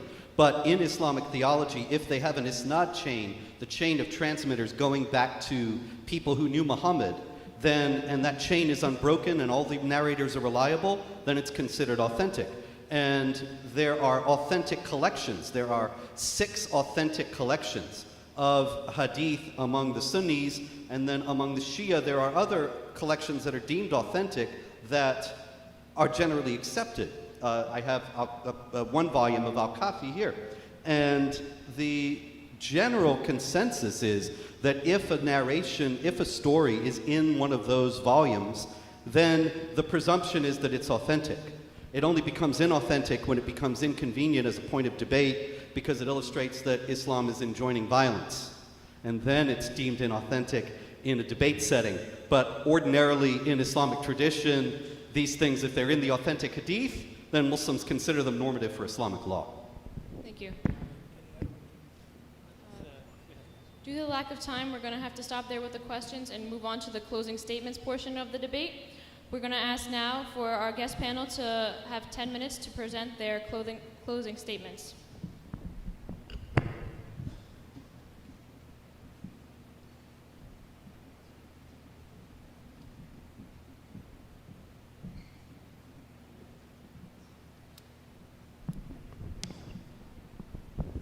Well, we've heard some questions about why there are people from really around the world, groups around the world who are misinterpreting the Quran, especially over the past 14 centuries, why they're misinterpreting the Quran on the issue of violence. And I just want to be clear here. When we talk about people misinterpreting what the Quran teaches, this includes some of the greatest, most respected Islamic scholars of all time, because they happen to agree with what I've said, what Robert has said about what the Quran teaches. That doesn't mean that all scholars have said this. Many scholars haven't. but we're pointing out that this sort of misinterpretation can be found in some of the most respected Muslim scholars and hadith collections and histories in the history of Islam. So why is there such misunderstanding? Well, let's go ahead and read a passage very quickly, and this is the conclusion, so we'll conclude with this. I'm going to go ahead and read the entire passage in context of Surah 9, verse 29. We'll start at verse 28, where Muhammad had declared that the pagans can no longer take the pilgrimage to Mecca, and the Meccans were worried, where are we going to get money from now? Because they got a lot of money from the pagans and polytheists coming to Mecca for the pilgrimage. So, verse 28, this begins the passage, begins with, O you who believe. O you who believe, truly the pagans are unclean, so let them not, after this year of theirs, approach the sacred mosque. And if you fear poverty, if you're worried about losing money from not having the pagans there anymore, soon Allah will enrich you, if He wills, out of His bounty, for Allah is all-knowing, all-wise. So Allah is going to enrich them to make up for the lost money. How's He going to enrich them? Next verse. Fight those who believe not in Allah, nor the last day, nor hold that forbidden, which hath been forbidden by Allah and His messenger, nor acknowledge the religion of truth from among the people of the book, Jews and Christians, until they pay the jizya with willing submission and feel themselves subdued. Notice, every criticism offered against the Jews and Christians there, and justification for fighting us, has to do with what we believe or what we do. So the question here is, but I thought, according to Surah 2, verse 62, as Sayyid Atiq quoted earlier, I thought Jews and Christians were fine with Allah. We're believers too, right? Next verse, the Jews call Ezra son of God, and the Christians call Christ the Son of God. That is a saying from their mouth. In this they but imitate what the unbelievers of old used to say, Allah's curse be on them, how they are deluded away from the truth. Notice it's condemning us for what we say about Jesus. Well, where is the self-defense here? Why are Muslims commanded to fight if it's all about what we believe and what we say? Maybe it's in the next verse. They take their priests and their rabbis to be their lords in derogation of Allah. And they take as their Lord Christ the Son of Mary, yet they were commanded to worship but one God. There is no God but He. Praise and glory to Him. Far is He from having the partners they associate with Him. Nothing there. Maybe the next verse. Fain would they extinguish Allah's light with their mouths. Notice we're extinguishing Allah's light with our mouths, talking about what we say, what we preach about Jesus. Fain would they extinguish Allah's light with their mouths, but Allah will not allow, but that His light should be perfected, even though the unbelievers may detest it. Well, Allah is not going to allow us to extinguish His light with our mouths. What's He going to do? Next verse. It is He who has sent His messenger with guidance and the religion of truth to prevail it over all religion, even though the pagans may detest it. That's the end of the section. So Allah sent Muhammad to stop us from extinguishing Allah's light. How is Allah going to stop us from what we say, from what we preach, from extinguishing Allah's light with our mouths? That's the entire passage, 929. Fight those who do not believe until we pay the jizya, feel ourselves subdued. We are subjugated until we're not allowed to preach. As we're not allowed to preach in countries like Saudi Arabia, governed by Sunnis, countries like Iran, governed by Shias. So, why are so many people misinterpreting the Quran? Because Allah claims over and over again in the Quran, like a beating drum, that He is perfectly clear in His commands. We go to a passage like 929, we look for any hint of self-defense, we can't find it. Now, can you say, oh, well, you know, we go to these earlier Meccan chapters or whatever, and you have to interpret it in the light of that, and you have to go to the Arabic and become a scholar and all this. That's not what Allah says. He says it's clear in His commands. And if it says something different in earlier revelations, you don't say, well, now this one isn't clear anymore, therefore we have to go to some earlier revelation. Allah says in the Quran, chapter 2, verse 106, His method of interpretation is one of abrogation. And so I see two possibilities here. First possibility is that Allah means what He says. When He says that His revelations are clear, that that later revelations can abrogate or cancel earlier revelations, and therefore, when He says something peaceful, that's exactly what He means in that historical context. When He says fight those who do not believe, that's exactly what He means in that sort of situation. So Allah is clear. That's one possibility. If that is the correct interpretation, then the Quran does not promote peace. The other possibility is that Allah is really trying to promote peace, but He keeps saying things like fight those who do not believe, and he's laid down abrogation as his method, and we go to all these other Muslim sources and they talk about fighting people based on their beliefs. And so it's, if Allah doesn't mean this, but he's made the only sort of coherent interpretation, one where you have certain stages, and once you have the final stage, then you violently subjugate people in the name of Allah. If that's the only coherent interpretation, then even if Allah meant something else, he didn't say it very clearly. In which case, the Quran still does not promote peace, because Allah accidentally said a bunch of very violent things.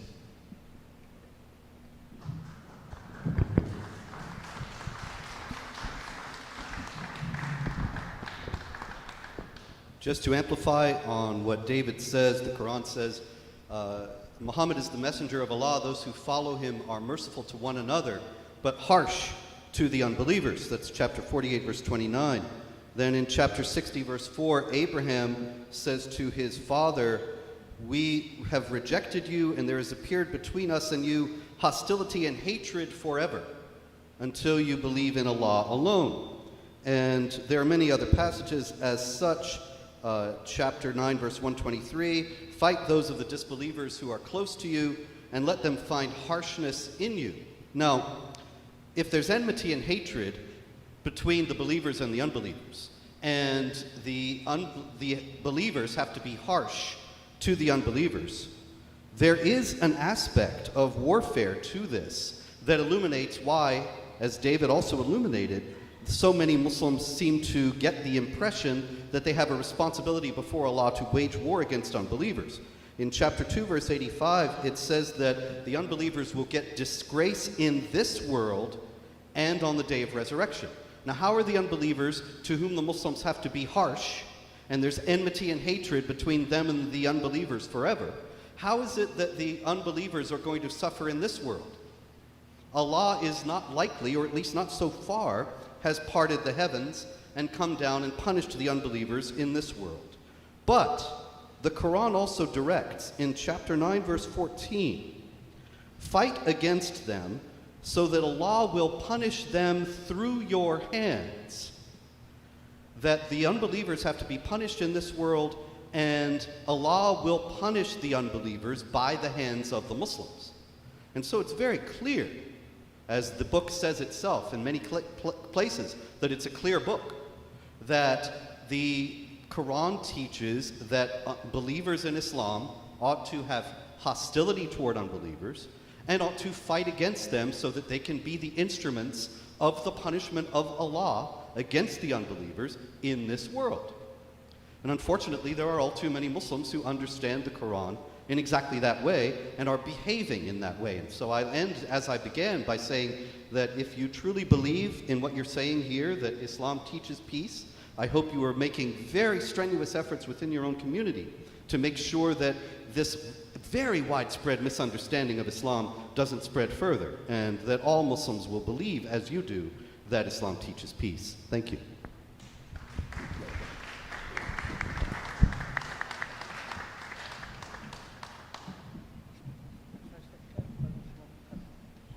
Thank you. Now, Sayyid Atiq and Sheikh Sakhawat Hussain will have 10 minutes to present their closing statement.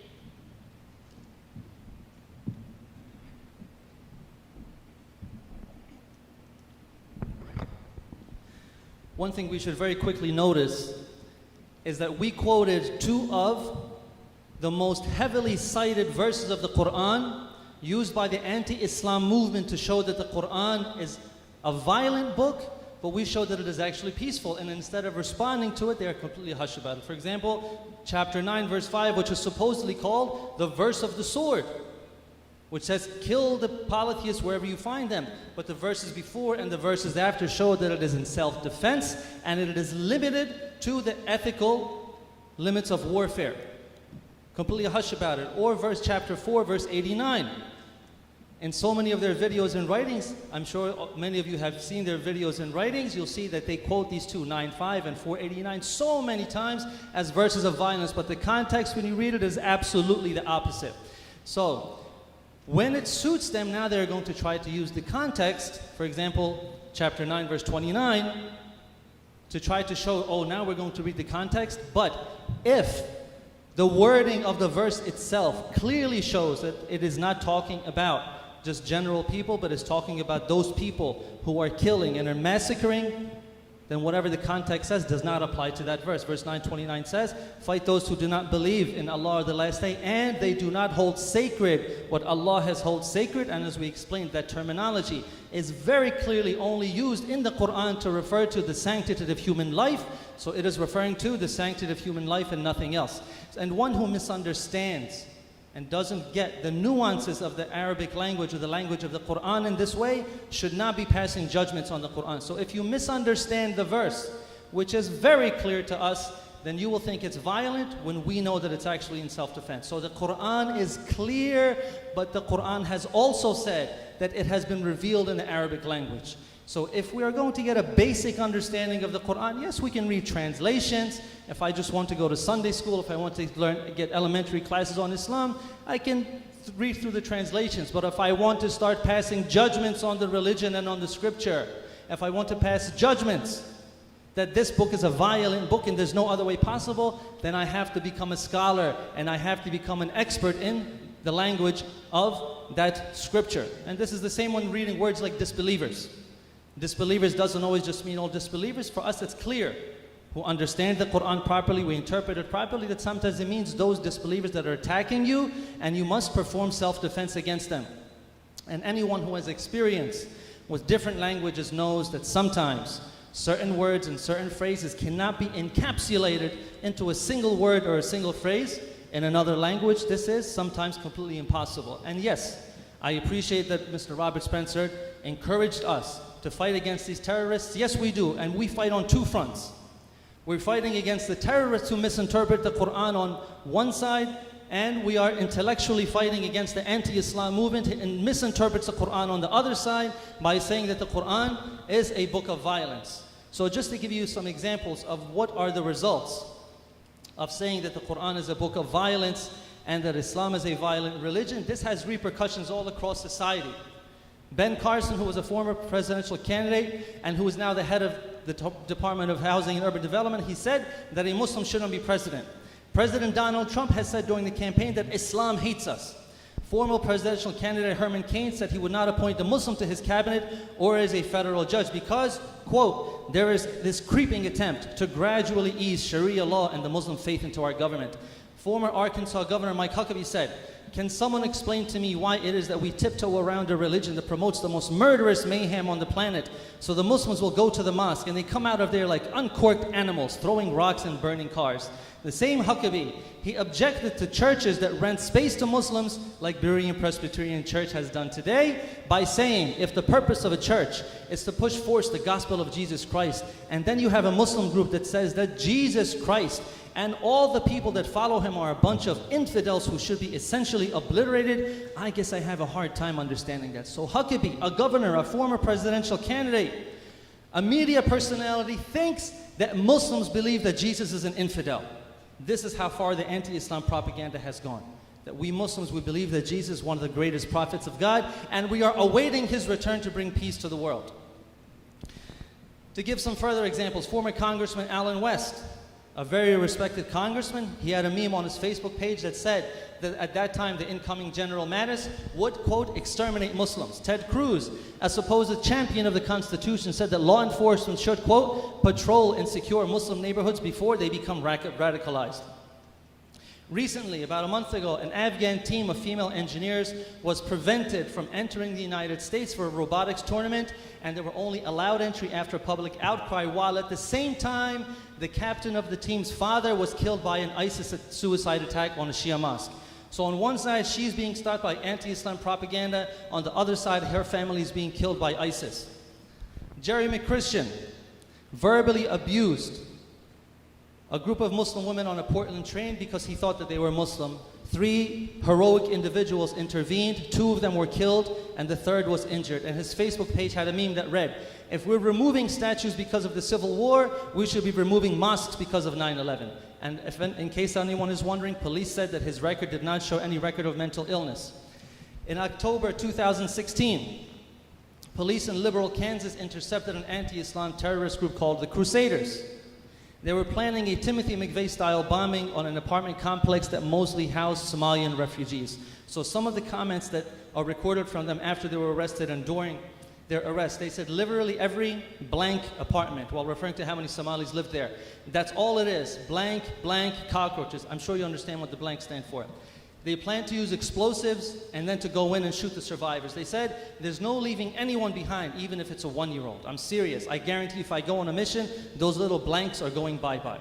And they justified this by saying that all of them, or the majority of them, were of fighting age. And ironically, when they went to court, the group's defense team argued that fake news had convinced the Crusaders that the US was in a state of emergency. So their defense team blamed anti-Islam propaganda for radicalizing the Crusaders to hate Islam and Muslims. So the anti-Islam movement tells people that the Quran commands people to kill non-believers without provocation, to force non-believers to convert, to force non-believers to become second-class citizens, to replace all world governments with an Islamic government, and that all throughout this they are lying to achieve their goals. So if you convince people that this is true, then they will view all Muslims with fear, anger, and paranoia. This is the result of what happens. We should be very clear about the consequences of our words. Those who misinterpret the Quran are morally responsible for the crimes that are a result of their false propaganda. These people who do these actions, to give you an example, the Norwegian terrorist who killed scores by the name of Anders Breivik, he wrote a 1,500-page manifesto before he committed this terrorist act, and he heavily quoted our respected guest panelist, Robert Spencer, as justification, as inspiration, as the reason for why he went into this. And in his defense, of course, in his defense, Mr. Robert Spencer did say that whoever gets the idea that you should go ahead and kill people from the things that he writes, he said they're crazy. In his defense, of course, he doesn't agree with that. We're not saying that he does, but we're just putting forth the idea of what happens, that when you say something and you cause an entire community and an entire religion to be feared, to make people think that they're constantly coming to attack you, that there's worldwide conspiracy of 1.8 billion Muslims, then what do you think is going to happen to people who believe this and they want to protect their families, they want to protect their country? Do you think that some of them are just going to sit around and let this happen if they think that this is going to happen? No. When the Quran is misinterpreted, Muslims lose to terrorists on one side and we lose to the anti-Islam movement on the other side. Terrorists like ISIS are wrong about Islam, the anti-Islam movement is wrong about Islam. There are absolutely no verses of violence or aggression in the Quran. As we explained, the Quran only promotes peace through justice. Wassalamu alaikum wa rahmatullahi wa barakatuh.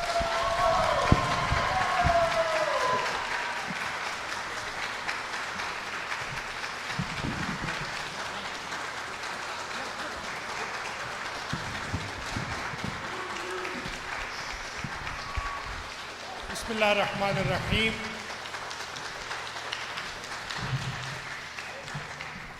Thank you very much. I appreciate your participation, dear guests and all of you audience. The presentation was very nice. Let me sum up within 2 minutes.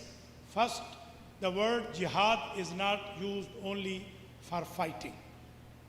Al-Qadu li'ayalihi kal-mujahidi fi sabilillah, who goes to earn the money for himself and his family. Islam says he is doing jihad. Imam Ali says, لو تمثل لي الفقر لقتلته لو تمثل لي الجهل لقتلته. If I see arrogance and ignorance or poverty, I am going to kill both of them. It does mean the qital and jihad is not only fighting against the human beings. My humble request from both guests is, you find there are a lot of contradiction in the Bibles. The Bible which I learned when I was in college is different than the Bible which I see in New York today. But Quran is the same. Quran was never changed. I read in the Bible in Nolakha Church that there will be Imam Mahdi coming, and behind him Jesus is going to offer the prayer. So Jesus is going to offer the prayer behind any terrorist or promoter of the terrorist. I humbly request all of you, please understand the Islam and Quran. Islam is the religion of peace and silm Islam is not only submission, Islam means silm, which means peace. That is why we say Salamun Alaikum, peace upon all of you. And I end my humble talk with this Salamun Alaikum, peace be upon all of you. May Allah bless you all. May Allah bless United States of America. May Allah bless revealed religion followers. And may Allah give us unity, as Quran says, Ta'alaw ila kalimatin sawa'in baynana wa baynakum an la na'budu illa Allah wa la nushrik bihi ahada. Quran is claiming, come toward unity.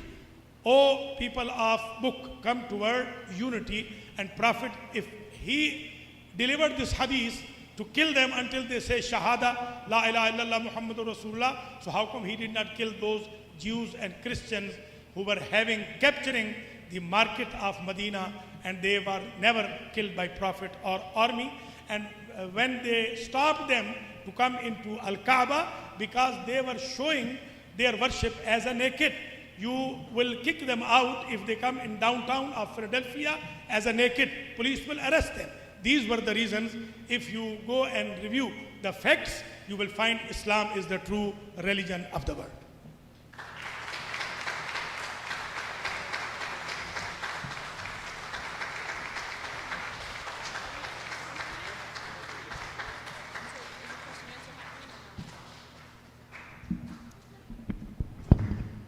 Ladies and gentlemen, that concludes the debate portion of our program.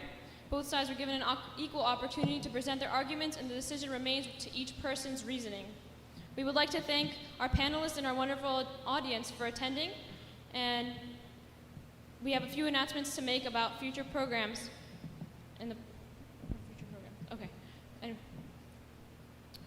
Okay, anyone? Yes, okay. We would like to thank everybody for attending today's program, and if you would like further information about the program going on at Imam Ali Masjid or at IMC Philly, they will have that information available to you, so you can sign up to be a part of the newsletters and be aware of the future programs. Thank you for attending, and that is all. Have a nice day.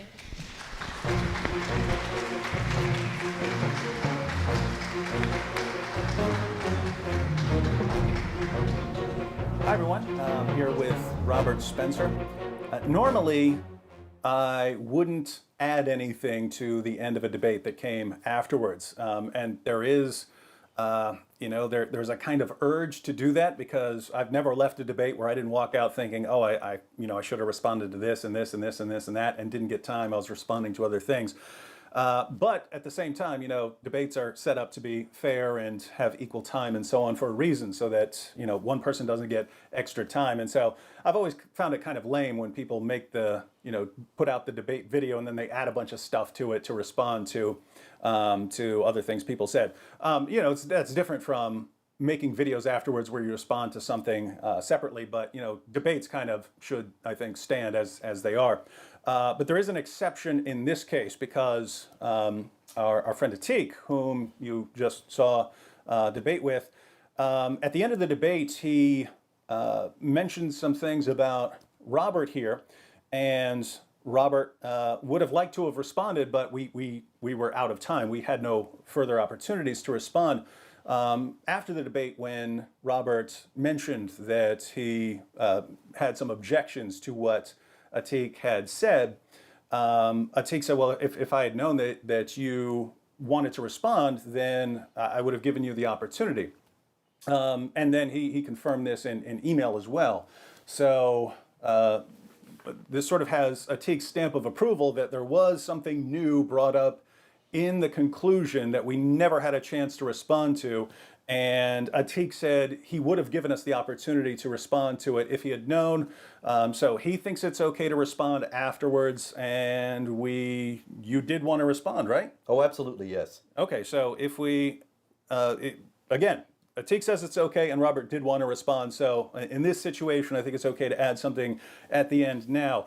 What was it that Atiq said? And we can see why he's saying this. I hear this from a lot of sides, right? I hear this from a lot of people saying the same thing. This is not just Sayyid Atiq. Yeah, if I hadn't gone through Breivik's manifesto, and I just listen to what I hear from the media, I would probably think, if I didn't know you, I would probably think something similar to what Saeed said. So Yes. what was the gist? Saeed Atiq was making the argument that I was mentioned many times in Breivik's manifesto, and of course Breivik being the psychopath who killed people, 77 people was it, in Norway a few years back. Did he And- attack Muslims, by the way? No, he didn't. Okay, He was just attacking people at a youth camp. Yeah.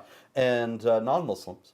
In any case, Saeed Atiq was making the point, or attempting to make the point, that our pointing out, and specifically my pointing out, the violent elements of the Quran and the Sunnah was inciting violence against Muslims. And his first and only exhibit of this was Breivik. But the reality is, if you look at Breivik's manifesto, I did not incite him to violence.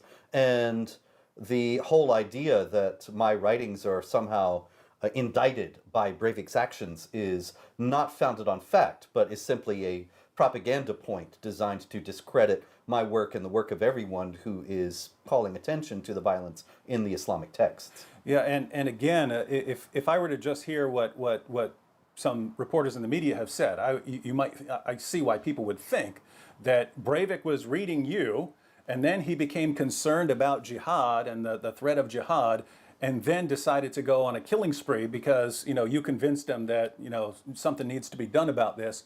And there are multiple problems with this. I went through Breivik's entire 1,500-page manifesto. I didn't read every page because some of it was just like rambling about his daily routine and recipes and stuff like that. But all the parts that talk about his thinking, what led to his attack, that's all in there. And it's there for anyone who wants to look it up. And when you go through his actual manifesto, you find out exactly why he launched an attack. He explains it all. And it has absolutely nothing to do with anything Robert said. In fact, there's no way Robert had it. Unless Robert has a time machine, there's no, do you? No, actually, I had one, but it broke. Unless Robert has a time machine, there's no way he could have led Breivik to this attack. And the reason is Breivik says that he became concerned about Muslims and immigration when he was growing up, when he would see areas where Muslim immigrants had started accumulating, and that his friends would get beaten up by Muslims and so on. And he sort of grew up having a problem with certain Muslims. And he said in the 1990s, he read the Quran and the Hadith and began to see Islam as an ideological threat. After that, he said that he just wanted to go into politics to try and to deal with it on the open stage, to deal with it through discussion, through debates, and so on of what course his country should take. But he said he came to realize that any attempts at discussing Islam are met with charges of racism and bigotry. And you're trying to incite hatred and violence against Muslims. And he said, I would be shouted down. And so he said, I decided that it's pointless. It's pointless to have discussions about this. It's pointless to talk about this anymore. We just need to get our message across some other way than sort of open discussions. And after that, he said he learned from Al-Qaeda. From Al-Qaeda, not from Robert, Al-Qaeda. That deadly shock attacks that shock everyone into listening to what you're saying, into looking into why you're doing what you're doing, is the way to get your message heard. He said he learned that from Al-Qaeda. And when was this again, David? He said that he began I put the timeline together, and I have an entire video on it's called The Radicalization of Anders Breivik. It was 1999. And when did I publish my first book about Islam? Like 2002, 2003, Correct, something 2002. like that? So here, Breivik starts planning his attack. He's already concluded that violent attacks are the only way to get his message heard. In 1999, he concluded that, and no one had heard of Robert Spencer. So Spencer's only role in Breivik is for part of his manifesto when he goes around, he's quoting all kinds of people. He's quoting the founding fathers of the United States and John F. Kennedy on the need for violent revolution if no one's listening and so on. He's quoting Muslim sources. He's quoting people in left and right. He quotes Robert on some points about jihad that were, where did he get those? Those came from He got them video from or a something, right? documentary called Islam, What the West Needs to Know. And this is a very important point because many people say, well, see, he quoted you so many times in this manifesto. Clearly you had a huge influence on him. When actually, if you look at it, the vast bulk of the quotes of me in this are not really anything where he's pointing to something that I'm saying. What he did was he took the script of this documentary, Islam, What the West Needs to Know, and put it down whole and complete in his manifesto. Nobody knows where he got it. The transcript was never published, and who handed this to him remains unknown. But nonetheless, the whole script is in there, and I speak a lot in it. There are many other people in it as well, but every time I speak, my name is mentioned. So if you just take a straight count and say, this is how many times he quotes Spencer, there are 40, 50, 60 times, and it's just from this documentary. In reality, when he actually quotes me by name, it's very few times, and one of the times is when he's saying that one problem with what I say is that I don't call for violence, which actually explodes Saeed Atik's argument that what I'm doing is inciting violence. And it's I brought this up numerous times in the past, that once you start shutting down discussion and debate and criticism, you're not helping whoever you're trying to shut down criticism about. Because if people become concerned about that and they think it's pointless to talk, they'll turn to other means. That's when they turn to violence, right? Do you believe in the power of freedom of speech and open discussion of ideas and things like that? I couldn't believe in it more strongly. So you haven't given up on open discussion and speech to get to the truth about things. No, but I'm aware that there is a very serious and concerted campaign by very powerful forces to shut down the freedom of speech and make it impossible for us to raise the questions such as what we discussed in the debate with Saeed Atik. And notice, those are the people Breivik points to, saying, these are why I launched a violent attack. They make it impossible to have any sort of open discussion, and therefore I'm launching a violent attack. So the ones blaming me for Breivik are the ones actually responsible. Are the ones that Breivik says, these are the people who taught me that I need to launch an attack and that open discussion is pointless. That's right. So that is just amazing. And yet, there is a point here that I think needs to be addressed, and that's sort of taking a step back and thinking about the criticism, not just directed towards you, but sort of in general, that if you are criticizing Islam and saying Islam is a threat and jihad calls for the subjugation of the world to Islam and Sharia and things like that, then there are people who could become concerned about that and say, you know what, even though Spencer's not calling for violence and other people aren't calling for violence, I'm going to become violent. And so the criticism is you're sort of fueling anger towards Muslims, and therefore it's leading to violence. But if we take this criticism seriously, right? In other words, if we say, yes, if you criticize someone, if you criticize some position, then you could incite violence among some person who agrees with your criticism, but thinks that your solution, namely talking about it, is not correct, and you need to do something more violent. If people took that seriously, then they should say Republicans can't criticize Democrats, Democrats can't criticize Republicans, because there can always be someone who says, you know what, those Trump supporters, they're really bad. I have to go on a killing spree against them. Or, those Hillary supporters or Bernie supporters. Or those foes of jihad terror. Yeah, we have to go and kill them. And matter of fact, think about this, right? Atik painted you as a threat to Muslims everywhere, not because you're calling for violence, but because you're inciting hatred towards Muslims, and therefore some people are going to act on that. But in doing so, he's pointing to you and saying, look, he's a threat towards Muslims.